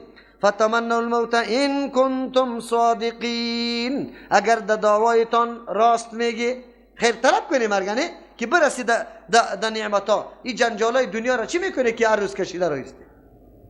لیکن یا علی مرگ طلب میکنه یا نه؟ اینجا چرا قرآن میگه که مرگ طلب کنه؟ در حدیث خود پیغمبر منع کرده که کسی مرگ طلب نکنه. اینجا مرگ طلب کردن نبود به خاطر از اینکه مشکل است، بلکه به طریق مناظره بود، مباهله بود. یکی دوم طلب مرگ دو قسم است. یکی طلب مرگ از روی تنگ شدن از زندگی است که حالات سر دشوار میاد، تو میگی یا الله مرا مرگ بده، این ممنوع است. چرا؟ تو مورد امتحان الله قرار گرفتی، از الله صبر طلب بکن، امتحان الله را چی بده. یکی مرگ طلب کردن که دین ده خطر میشه. چی خطر میشه؟ در اون صورت باز مرگ طلب کردن نادرست نیست، بلکه جایز است، بلکه واجب میشه. از او خاطر در یک دعا پیغمبر علیه السلام چی میگه؟ و توفنی غیر مفتونین، الله برای من وفات نصیب بکو در حالی که در فتنه واقع نشده باشم. فتنه چی را میگه؟ که کسی پیدا شود که تو را بزور از دین بر میگردانه، حالات خراب شده، آل حفاظت خود نمیتونی، مرگ باز برات ضرور است و این منع نیسته. ولا یتمنوا ابدا بما قدمت ایدیهم، بر از یا خود چلنج داده شد که اگر راست میگی خیر طلب کنی مرگ طلب میکنه؟ نه. ولا یتمنوا اعجاز قرآن ببینی، قرآن خبر میده که یا هرگز طلب نمیکنه. هرگز چی نمیکنه؟ طلب نمیکنه. دو اعجاز قرآن ثابت شد. یک طرف خو قرآن خودش خبر میده که طلب نمیکنه، خامیا یک دفعه طلب میکرد که امی خبری قرآن چی میکردن؟ دروغ ثابت میکردن. قرآن خو خبر داده بود که هرگز طلب نمیکنه، یا باید طلب میکرد که خبری قرآن چی میشد؟ دروغ میشد. خو لیکن طلب کردن. از او خاطر قرآن معجز است یا نیست؟ معجز است. یک دعوای دین یهودیت راست شد یا دروغ؟ دروغ شد. اگر راست می بود حتما طلب میکرد که یک طرف دینشان ثابت میشد، دیگر طرف قرآن دروغش ثابت میشد. نعوذ بالله. هر دو امر ثابت نشد. قرآن گپا را برای ما میگه ولا یتمنوا ابدا، هرگز آرزو نمیکنه مرگ ابدا هیچگاه. چرا؟ بما قدمت ایدیهم، به سبب آن چیزی که پیش فرستاده دستایشان، اعمال کفری که انجام داده، ایمان به پیغمبر ناوردن، تحریفات کتاب خود کرده، کتاب خود در پشت سر انداخته، آرا و نظریات دین خود جور کرده، در بین خود اختلافات آورده. یهود هم اینطور بود. این حالات آورده، از او خاطر ترس از مرگ داره. والله علیم بالظالمین، این بیچاره فکر میکنه کارکردگی و اعمال زشت ما البته کس خبر نداره. الله علیم است به او کسایی که از حدود الله میبراید، کارای غلط و نادرست میکنه. ولا تجدنهم احرص الناس، خامخا تو میابی پیغمبر علیه السلام مخاطب امی یهودا، احرص الناس خیلی حرصناک، حریصترین مردم ها، علی حیات بالای زندگی، یا زندگی را خیلی حرص داره. و من الذین اشرکوا، از مشرکا کدام یا خیلی حریص هستند، با وصفی که مشرکا خود روز آخرت قبول نداره، یا باید زندگی را زیاد خوش داشته باشه. چرا که به روز آخرت عقیده نداره، به جنت عقیده نداره. یود احدهم، دوست داره یکی از امی یهود، لو یعمر، اگر عمر داده شو 1000 سنه، 1000 سال. مراد از 1000 ای برای کثرت ذکر شده که هر قدر زیاد باشه. و ما هو، نیست امی چیز به مزحزحه، دور کننده امی آدم امی یهودی را، من العذاب، از عذاب. ایو عمر، امو چیز چیست؟ ایو عمر که عمر برش داده شوه، ولو که زیاد سالا باشه، از عذاب الله خود خلاص کده میتونه. خلاص از عذاب الله عقیده صحیح و عمل صحیح میکنه، دیگه خلاص کده نمیتونه. نسبا خلاص نمیتونه. از اون خاطر کس دایی فکر نکنه که آقا صاحب هستم، یا صاحب هستم، صاحب زاده و گل زاده و خان زاده هستم. عقیدت که درست نبود، عملت راه نجات نداری. والله بصیر بما یعملون، الله خوب بیناست به او کارایی که انجام میده، کدام برنامه های غلط و نادرستی که یاد داره، الله مکمل واقف اطلاع داره. قل بگوی پیغمبر علیه السلام، من کان عدوا لجبریل، یهود همیشه بانجویی میکرد، حقیقت نمیپذیرفت، گاهی او طرف خیز میزد، گاهی طرف خیز میزد. دین که وقتی حق بر آدم ثابت میشه، باز دیگه نعوذ بالله شانه را خالی نمیکنه، به احکام الله تسلیم میشه. حکم الله را اگر کسی میاره، ما چی کنم که هر کس برام میاره، خو حکم کی باشه؟ الله باشه. اگر از طریق امام ابو حنیفه رحمت الله علیه برام میرسه، حکم الله و رسول است به سر و چشم. اگر از طریق امام شافعی رحمت الله علیه میرسه، اگر از طریق احمد ابن حنبل میرسه، اگر از طریق امام مالک رحمت الله علیهم میرسه، حکم الله و کیست؟ رسول است. بس نگه که چشمی مسمه میپذیرم. مرا چی؟ که از یکی را بپذیرم از دیگر را نپذیرم، بهانه کنم. یهود یکی بهانه‌شان چی بود؟ یکی بهانه است خو لیکن اصل هدف بزرگ سیاسی دیگه داره. این مکار طایفه الله اکبر در ظاهر خو مردم فریب میده، یعنی ما خو حق پرست مردم هستیم، لیکن به شرطی که نمی حق از دست فلانی می آمد ما از حق مخالفت نمی کنیم. مخالفت ما به خاطر ازیسته که فلانی خان ای را بیان کرده آورده. اگر یک کسی دیگه می بود به سر و چشم می پذیرفتیم. این طوری بهانه ها درست است؟ این طوری عذر درست است؟ یه عذر نیست. تو نان کار داری، خدا کنه که احمد برات میاره یا محمود، نان برات میرسه بخو دیگه. تو میگی نه اگه احمد نان برام میاره خب گوشت و پلو است، این را نمیپذیرم. اگه محمود بیاره خو لیکن نان خشک باشه باز میپذیرم. او برادر شکمی تصیر کو، تو را در وسیله و واسطه چی؟ در حالی که امی گپیتام غلط است. آیا در بین ملائک مرتبه و مقام جبرئیل امین چطور است؟ جبرئیل امین قدر قابل قدر شخصیت است که آن چیزی که مایه حیات و سرفرازی توست امو ملک میاره بالای پیغمبر، امو ملک میاره. او قاعده است آن چیزی که سبب حیات انسان است واسطهش هم قابل چیز قدر و قیمت است یا نه؟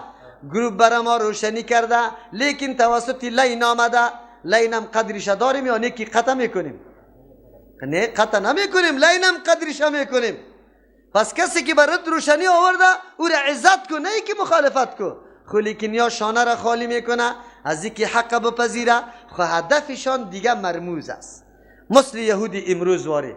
این جهان استعمار نیست، یا بزرگترین ماهرترین منافقین است، یا به این طور شود داخلی. الله اکبر نمیگه بری تو که حجاب دور کو، خواه فضا را طوری میسازه که خود به خود حجاب چی شود؟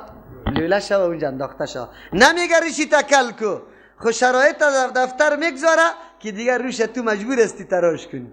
نمیگه برات پتلون بپوش، خو وضعیت طوری میسازه که تو مجبور میشی به پتلون پوشی.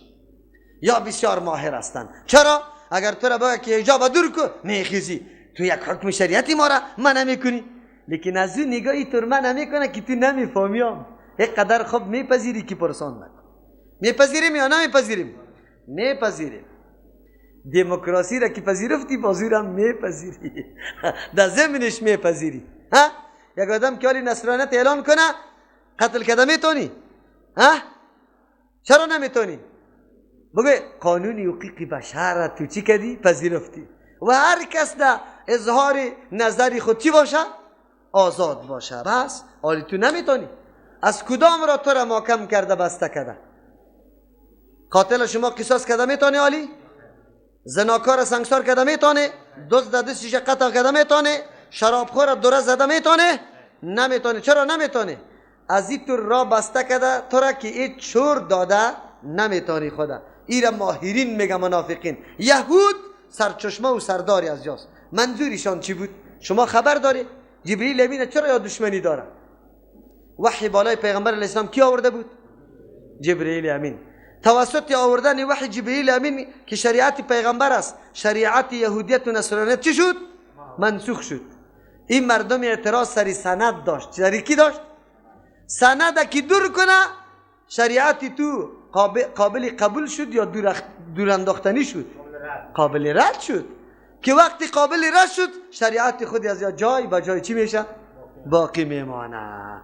این مردم میگه از همون گلونش بگی که خفه شو، زودی کده دیگه خدا شور داده نتانه. این خبیثا از گلون میگرفتن، سند از بین میبردن. سند میشناسید؟ آلی سندا را براتون معرفی میکنیم. یک سند در بین پیغمبر و الله قرار داره. یک سند قرآن که الله روان کرده، سندش کیست؟ جبرئیل امین. اگر جبرئیل امین نعوذ بالله غلط ثابت شود، وحی پیغمبر غلط ثابت میشه یا درست؟ غلط ثابت میشه. چرا؟ سند غلط ثابت شد.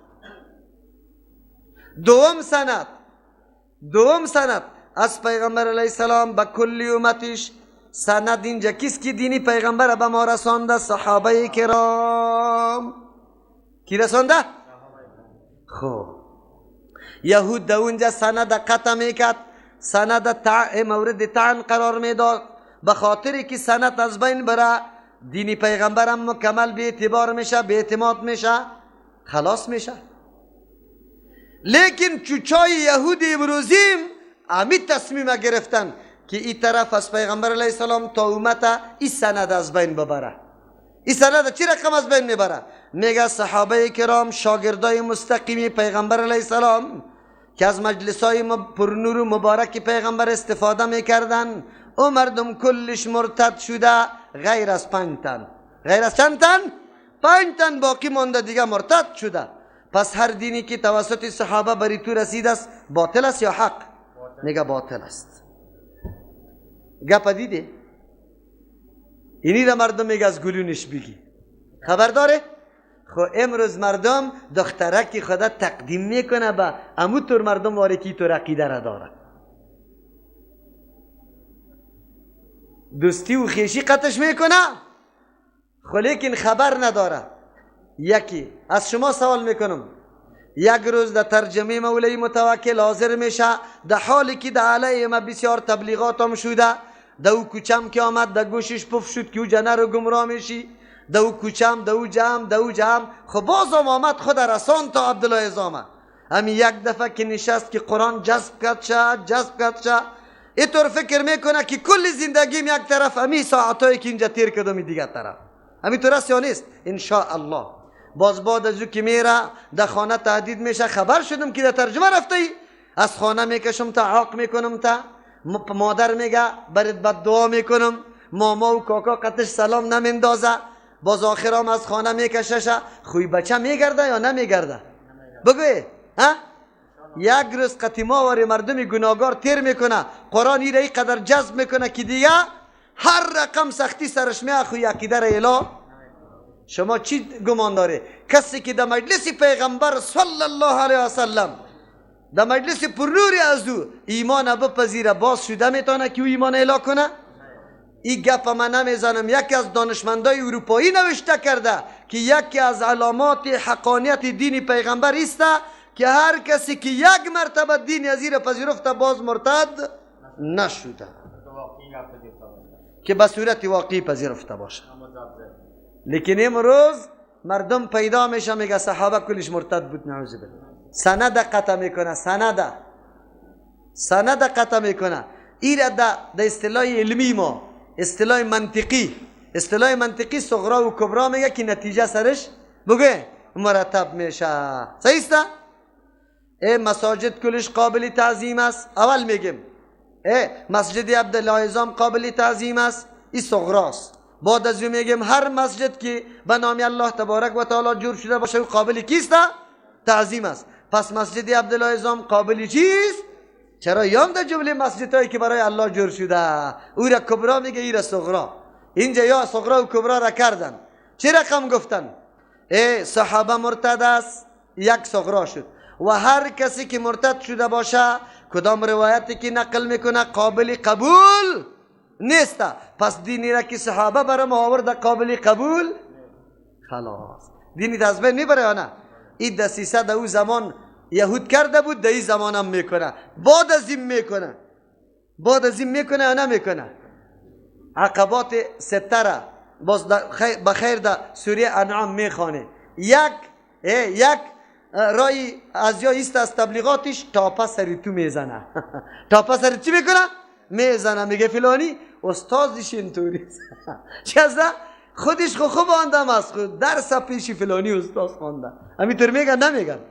آلی میگه قرآن کریم میگه قل بگوی پیغمبر علیه السلام من کانه کسی که باشه عدو ولی جبریل، دشمن برای جبرئیل، پس بچقه و بسوزه. جزا محذوف از اینجا. خب پس بچقه و بسوزه. ما شما میگیم یا نه؟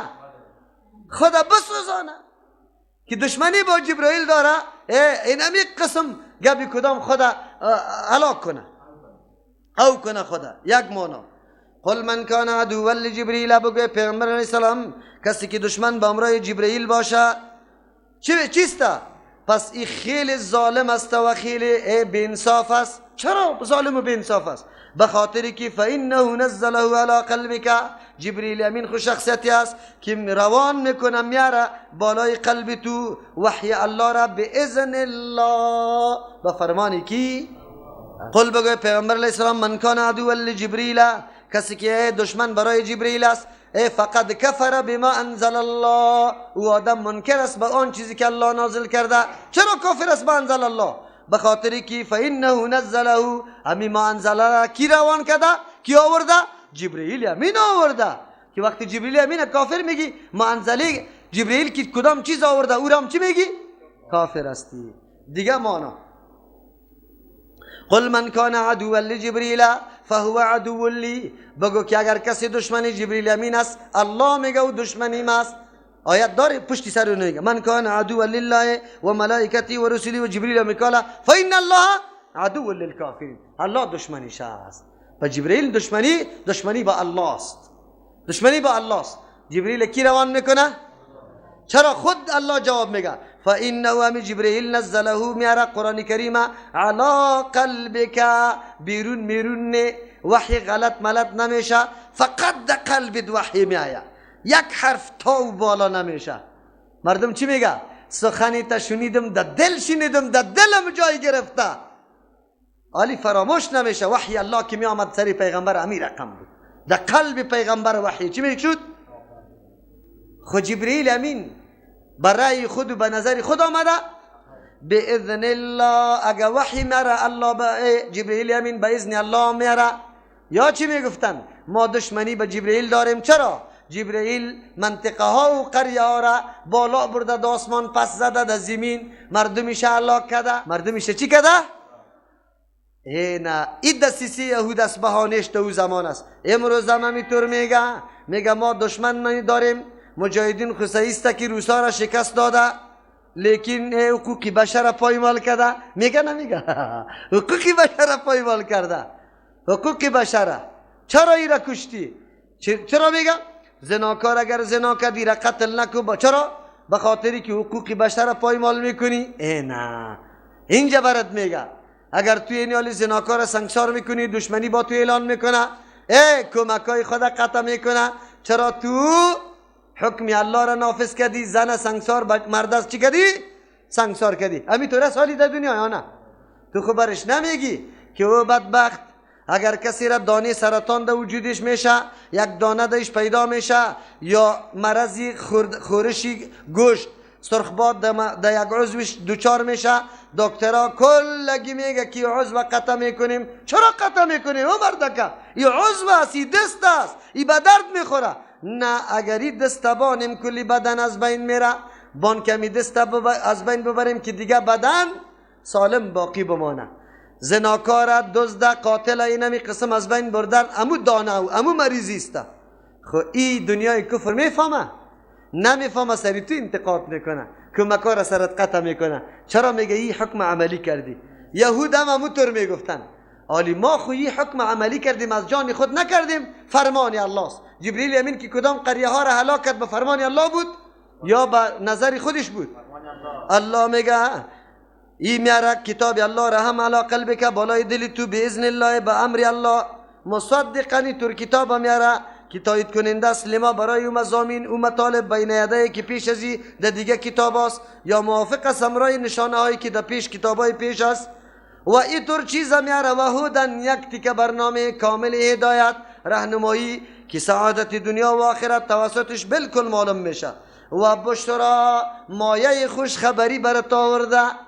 او کسی که خوش خبری را بیاره قابل قدر و تعظیم است یا نیست؟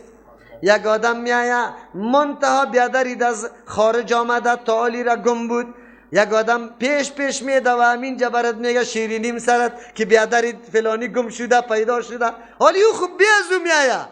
خلیکنی یک قدم پیشتر برات خبر داده، حالی در جیب که اگر دلار داری اگر افغانی داری همی کلش در دستی، همی سیبنچی خور همی شیرینی خور میدی نمیدی، به خاطری که خوشی را برات آورده. جبرئیل امین مایه خوشی قرآن برای ما آورده یا نه آورده؟ ما باید قدر کی را کنیم؟ اول قدر جبرئیل. پیش از اینکه قطی بیادر رو برو شویم اول سی بنچی خور چی میکنیم؟ خدا شیرینی میدیم. خود شما بدبختای ترگه پاره میزنیم. و بشرا للمؤمنین، بشارت خوشخبری است برای مؤمنا. یقینا که سر قرآن عقیده و ایمان داره.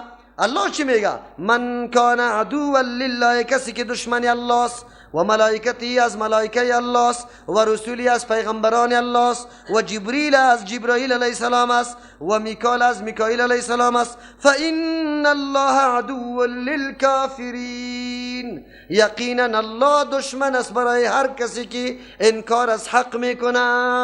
الله دشمنیش است. آلی دشمنی به الله چی رقم است؟ پشتی سر بر ما بیان میکنه که الله را شریک ثابت میکنی، دشمنی با الله است. ولد و نازدانه ثابت میکنی، قطع الله دشمنی میکنی. دشمنی با ملائکه چیسته؟ ملائکه را ساحر گفته رایستی، نعوذ بالله. ملائکه را میگی که گناه کرده، دشمنی با ملائکه است. دشمنی با پیغمبر چطور است؟ پیغمبر را ساحر میگی، نعوذ بالله، مثل که سلیمان علیه السلام گفت. پیغمبر عمل کردش، هدایاتش، نعوذ بالله، ای را دشمنی قطعش میکنی. اینی را میگه دشمنی. ای آیت بسیار تهدیدی سخت است. در یه روز کسی که دشمنی الله است، دشمنی الله کسی است که ترجمه قرآن حتی در مسجد نمیمانه. میمانه ما را در مساجد؟ راست بگویم خیر دشمنی الله است یا دوستای الله است؟ ما چی بیان میکنیم در مسجد الله؟ همین قرآن یا کدام چیز دیگر؟ در پیش روی خود کتاب لنین نماندیم، کتاب الله را ماندیم. دشمنی با الله کدام دشمنی است؟ دشمن الله کسی است که کتاب الله را نمیخواد تعلیم شوه، نمیخواد ترجمه شوه، نمیخواد تلاوت شوه، نمیخواد که عمل سر شوه، نمیخواد که دعوت به سوی کتاب الله شوه. اول دشمن الله امی مردم است. این آیت بسیار تهدیدی است، وعیدی سخت است. این مولا صاحبا و یا جای صاحبا، ای متصرفین مساجد، یاد داشته باشه زمانی که ترجمه را رد کردی که نه ما نمیپذیریم، دشمنی با الله متعال کرده، با کتاب الله کرده. چی ضرورت داریم؟ ما چرا در خیرخانه پرنفوذترین موضوع ترجمه را نمیگیریم که 10,000 نفر بدون پول و پیسه شریک شوه نزدیک؟ چرا در مکریان نمیگیریم؟ چرا در خوشحال خان نمیگیریم؟ کسی برای ما جای میده؟ شما یاد داشته باشه با واسطه اینطور یک نفری خیلی رویدار در پیش اینطور کسی رفتیم که خودش ترجمه قرآن میکنه، خدا مسجدش مرا جای نداده. ای را بدانی ترجمه ما گمان میکنم خار داره بسیار خار داره اسی والا. ما چی طور کنم؟ چی میگه بازمی دوستایم برم چی میگه؟ والا یک کمی زشت میگی. زشت چی را میگه؟ زشت چی را میگه؟ شما یک تفسیر خوب بکنید بگوی برای من. زشت کلمه بعد خلاف شریعت زشت میگه. ما برشان گفتم که ما خود کلمه خلاف شریعت نگفتیم ان شاء الله. باز چی میگه؟ سخت میگی. ما گفتم خب قرآن گفته دیگه، چیزی که قرآن گفته او را میگم، او را شما سخت میگی دلیتون نرم میگی دلیتون. یک بدی دارم، ما که یا که نعبدو یا که نستعین ترجمه میکنم، باز میرم در شاهد و شمشیره و در شهدای صالحین، در سخی و در دیگه، به خاطری که ذهن مردم خلاص شوه، حقیقت بدانه. این همی گپ در ما وجود داره. بله دیگه خو همو ترجمه است، همو قرآن است، تم ترجمه میکنی و من ترجمه میکنم. چرا مردم جای نمیده؟ دشمنی با الله چی؟ شاخ داره دیگه؟ بگوی آیت قرآن آلی چی بهانه بکنیم به مردم؟ به مردم بگویم که آیت ها در مورد یهود است این آیت ها مربوطی کی بود؟ ما در این داخل نمیشیم.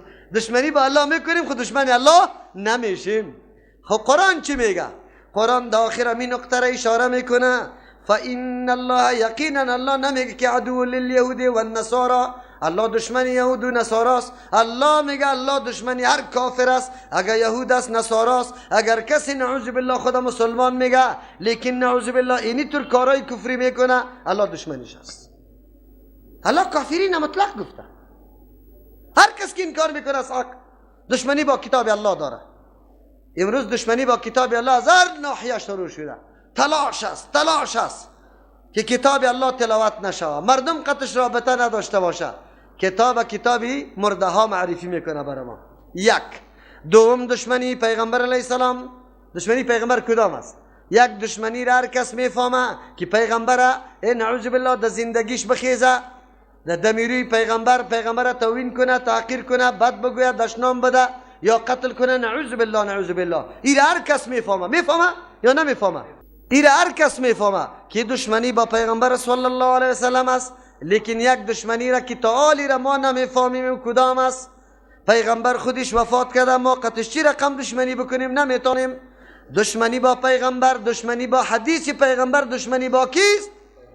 کسایی که میخواه که سنت پیغمبر زنده نشوه، کسایی که میخواه سنت پیغمبر بالادستی پیدا نکنه، کسایی که میخواه که پیغمبر مشهور نشوه، معرفی نشوه، کسایی که میخواه که سنت پیغمبر زیر فشار قول امام صاحب بیایه، از عالم بیایه، از پیر صاحب بیایه. اینمی دشمنی با کیست؟ با پیغمبر است. حالی فهمیدی؟ این علما و این سفیدای ما بشنوه گپی مرا که شما در مساجد قطعی کی دشمنی داره؟ امی آدم قطعی ذاتش دشمنی داره که به خاطر بچه فلانیسته، راستی تا نبگه. به این خاطر دشمنی داره که شاگرد است، به این خاطر دشمنی داره که از فلانی قوم است. نه نداره. دشمنی به خاطری داره که رفع الیدین کرده و رفع الیدین سنت رسول الله صلی الله علیه و سلم. شاخه نداره دشمنی. حالی مردم چی جواب داره؟ در روز قیامت به الله چی جواب میگه؟ چی رقم دوستی داره با پیغمبر الله؟ ما ایران ماندیم که آخر یا خدا گل میزنه، خدا در تجاهل میپرته. چی میگه؟ دیگهش باز میاد برای من چی میگه؟ نه گپای تو را که مولی صاحب میشنم کلش حق است. خیر چرا آمده برای اعتراض بالای من که کلی گپای من حق است؟ خب تا که پیشم میای بعد دفاع بکنی، بگوی که ای مردم شما یک گپی را پیدا کنی که خلاف قرآن حدیث باشه، بریم سرش انتقاد کنیم، اعدام کنیم شه. اینی تو رو باید بگوی، اینی قسم باید بگوی. یا چه رقم تو آمده ای؟ نه گپای تو حق است. خیر چرا آمده ای؟ تو آمده ای بی خاطر که سنت رسول الله را عملی نکنم. همین خاطر است. کسی که دشمن با الله، با ملائک الله، با رسول الله باشه و خصوصا دشمن با جبرائیل و میکائیل باشه، او مردم چیسته؟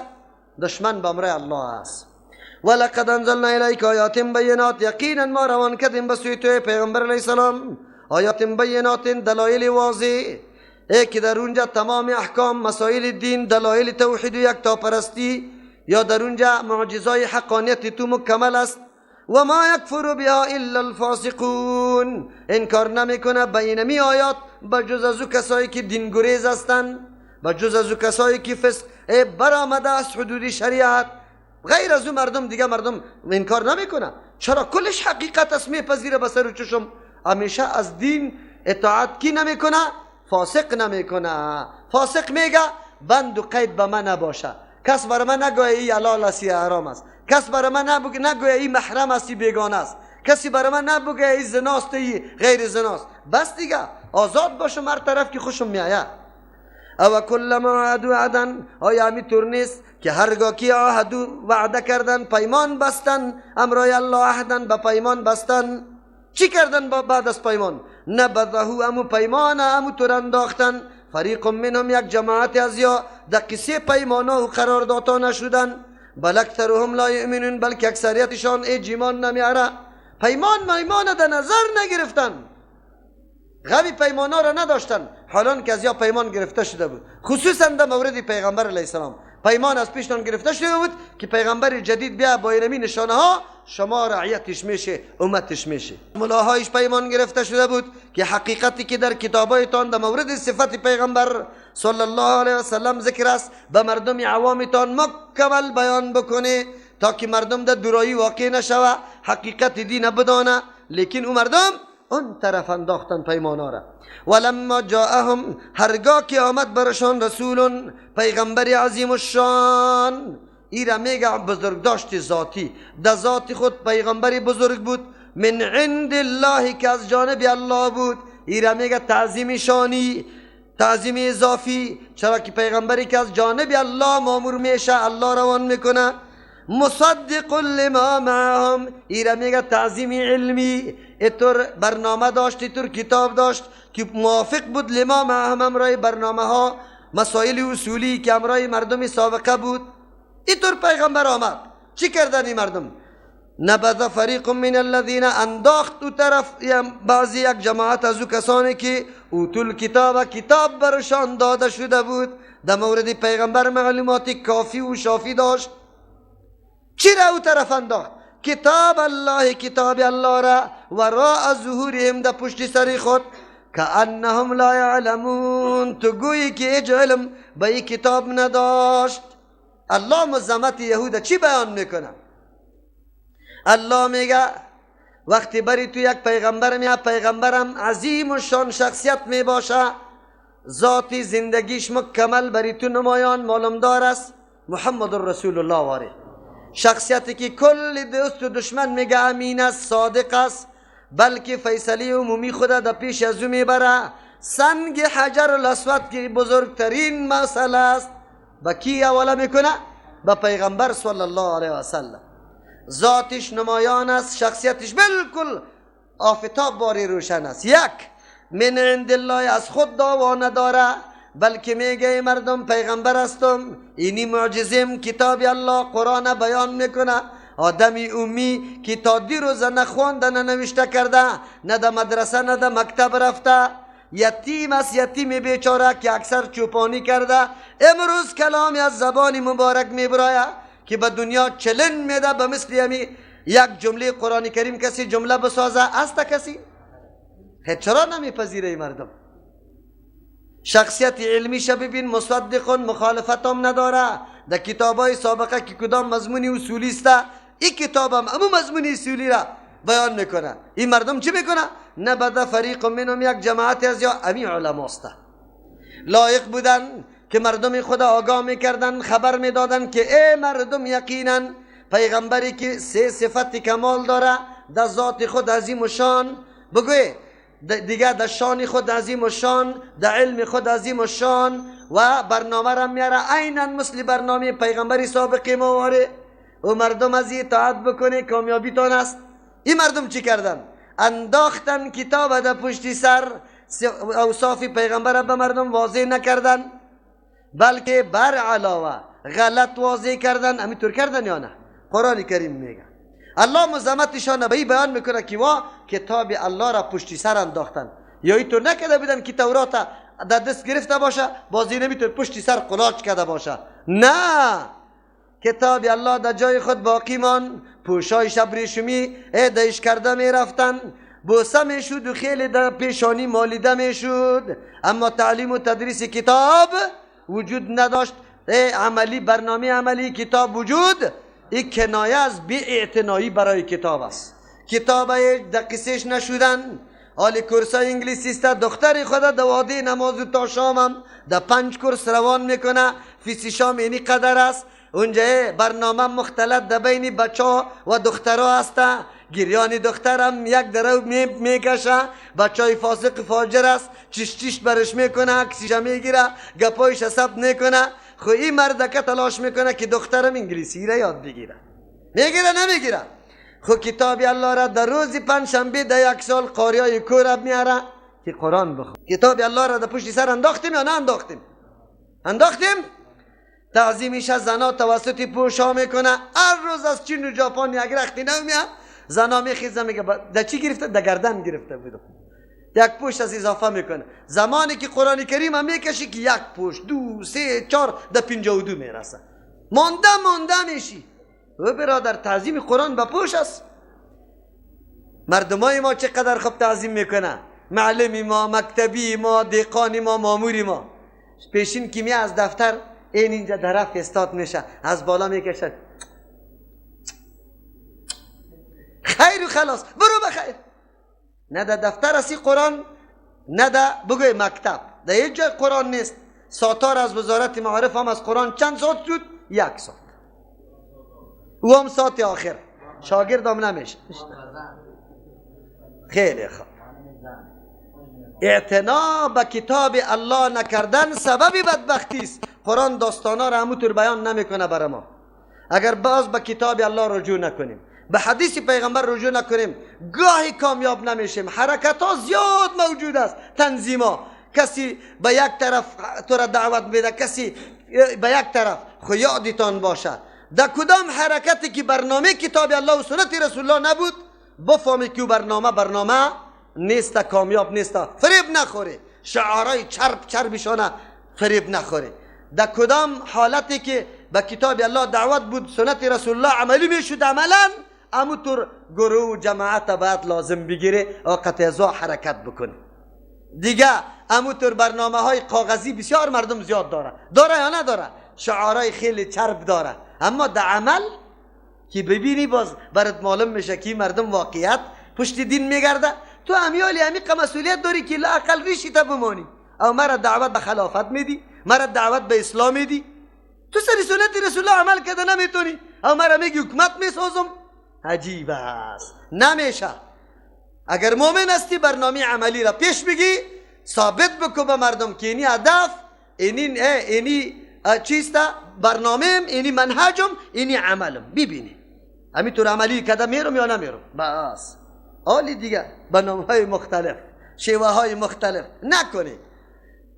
عنایت و اهتمام به کتاب الله بکنی، درسی ازیره، تعلیمی ازیره، حکمی ازیره در جامعه حاکم بسازیم. اگر تو میگی که این خودتر حاکم نمیشه، از خود شروع میکنم، من شروع کردم، بیادرم شروع کرد، کاکایم شروع کرد، مامایم شروع کرد، چیستا بچه کاکا بچه ماما شروع کرد، قوم شروع کرد، ملت شروع کرد. حالی اینطور یک پاچای ظالم در سر تخت از پیشم رفته میتونه؟ پدرش رفته نمیتونه. اونطور پاچا را تعیین میکنم که بالکل عقیدتمند به کتاب الله، اولین هدفش بگوی نافذ کردن حکم کی باشه؟ کتاب الله باشه. چرا نمیشه؟ راه های دیگر را به کدام راهی که پیغمبر حکومت آورده به مو را روان میشیم، به کدام راهی که صحابه حکومت آورده به او را روان میشیم. به که عمل به کتاب الله و سنت رسول الله عملا بکنیم، آشکارا از مردم نترسیم، پٹ کارا نکنیم، پٹ کارا نکنیم، قرآن برملا بسازیم، به مردم واضح بسازیم. اینجا شکایت عزیزه که یا اهتمام به کتاب الله نکردن. ما تو را درس میده اهتمام به کتاب الله کن، نکوی رو طرف ننداز، بی اعتنایی به کتاب الله نکنی. تاجر ما دکاندار است، هر روز 4 بجه صبح رفته 11 بجه شب آمده در خانه خود. او تاجرم، قرآن دوست داری، کتاب الله را دوست داری، دین دوست داری، در یک برنامه رمضانی برای 3 ساعت اینجا وقتی تا داده نمیتونی؟ کلا اقل بدونی که کدام تجارت ما میکنم، اونجا کدام گپای حقیقتی خریدار میزنم، با کدام سیستم باشه. در دکاندارای کابل که بیا برای صدا میکنه بگی اینی قدر، دو چند بای کده، باز تو که برش میگی 100 روپه، لودا گلو که نمیخری چرا بای میکنی؟ همینطور میگه نمیگه؟ راست نبگوی، همینطور میگه نمیگه؟ بیا که قرآن برات میگه و قول للناس حسنا.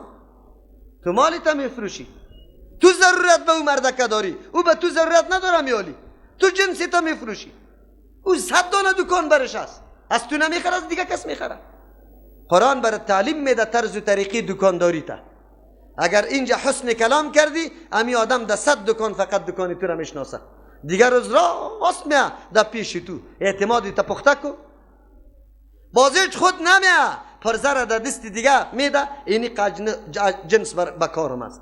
تو بیا تعلیم قرآن یاد بگی که تجارت دیره و نق پیدا کنه. تو اینجا بیا خود تو در قرآن ننشسته ای، اونجا جنگ وار میکنی، خصوصا بیچارهایی که از دیهات میانی و خود ترسیده میباشه که یا قیمتی زیاد بیان میکنه، بیچاره را باز در گردن میزنه. کدام دین هستی که موبایل به 1,500 فروخته میشه و تو 5,000 بای میکنی؟ باز چنه زده او بیچاره که میفهمه، او کسی که میفهمه خو به 1,500 از پیش میگیره، او یک نمیفهمه میگه البته 5,000 است، حتما 4,000 چی داره؟ قیمت داره. 4,000 برش بیان میکنه. نه بیادرم نمیشه که 4 قدم امان بیا نکو. در دین تدلیس نیست، در دین عیب کردن نیست، در دین فریبکاری نیست. تو با این فریبکاری پولی تا پیدا میکنی، باز در حج میری، با این فریبکاری این مسلمان گول زدی، 2,000 افغانی 2,500 افغانی از این اضافه گرفته، از اصل قیمت موبایل یک چندیش زیاد گرفته. تو خود مسلمانی با انصاف میگیری؟ بگو. رمضان میایه، در دیگه مملکت ها وقتی که روز جشن مذهبیشان میایه در کل نرخا تخفیف است. خود مسلمان ها وقتی که روزای رمضان میایه در کل نرخا چیست؟ بالا رفتن. تو مسلمان خودم میگی تراویح میخوانی. عجیب است مسلمانی. بیا در کتاب الله بشی که طریق زندگی تا بدانی. به الله قسم نگو همو 2,500 برات فایده نداره، 1 روپه فایده داره. او 2,500 بیگاه امپندکس میشی، از نماز میمانی، قومیت قطعی میدوه، در دکتر چاپلوسی میکنی، چند روز از دکانداری میمانی، آنمو طور میمانی. او 2,500 فایده میره.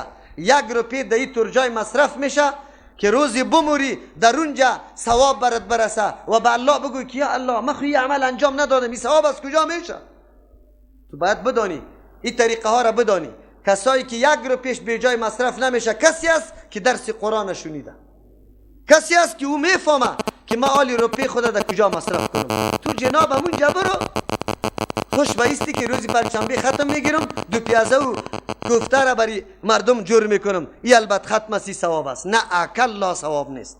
با قرآن بشی. قرآن یقینا کتابی است که برنامه تا درست میسازه، یقینا درست میسازه. واتبعوا ما تتلو الشياطين على ملك سليمان سبحان ربك رب العزة عما يصفون وسلام على المرسلين والحمد لله رب العالمين. دعا کنی که الله تبارک و تعالی نصیب بکنه، الله تبارک و تعالی توفیق عمل کردن احکام قرآن نصیب کل ما بگردانه. مملکت ما را هر جای سرزمین مسلمان الله حاکمیت قرآن الله دو نافذ بسازه. الله سرزمین الله را برای حکومت الله بگردانه. دشمنای دین در هر جایی که از قدم به قدم الله مواجه به شکست و رسوایی بگردانه. الله مسلمانان را که برای حاکمیت قرآن مبارزه داره در هر سرزمین الله کامیاب بگردانشانه. الله تبارک و تعالی مسلمانان را از اسارت و از یوغ استعمارگرای وحشی الله نجات بده. الله از بندیخانهشان رها بسازه. الله کل مشکلات مسلمانان را حل بسازه. الله ما را به نقطه کتاب الله و سنت رسول الله جمع بسازه. تفرقه و نفاق الله از جامعه ما دور بسازه. الله فضای صمیمیت و محبت در بین ما الله برقرار بسازه. فضای صمیمیت و محبت با قرآن و حدیث میه. الله قرآن و حدیث در جامعه ما فاش بسازه، منتشر بسازه. هر کدام ما زن و مرد ما خدمتگار کتاب الله و سنت رسول الله بگردانه. با این مجلس خصوصی که در ترجمه قرآن قدم میگذاره الله کلی حاجتهای مشروعشان برآورده بسازه، مشکلاتشان حل بگردانه. مرده های مسلمان الله مغفرت نصیب بکنه. ای وطن ما را الله از بدبختی ها نجات بده. ربنا تقبل منا انك انت السمیع العلیم. برای دریافت سلسله درس های تفسیر قرآن کریم توسط استاد ابو عبیدالله متوکل رحمه الله با شبکه یوتیوبی مولانا متوکل رحمه الله وارد شوید.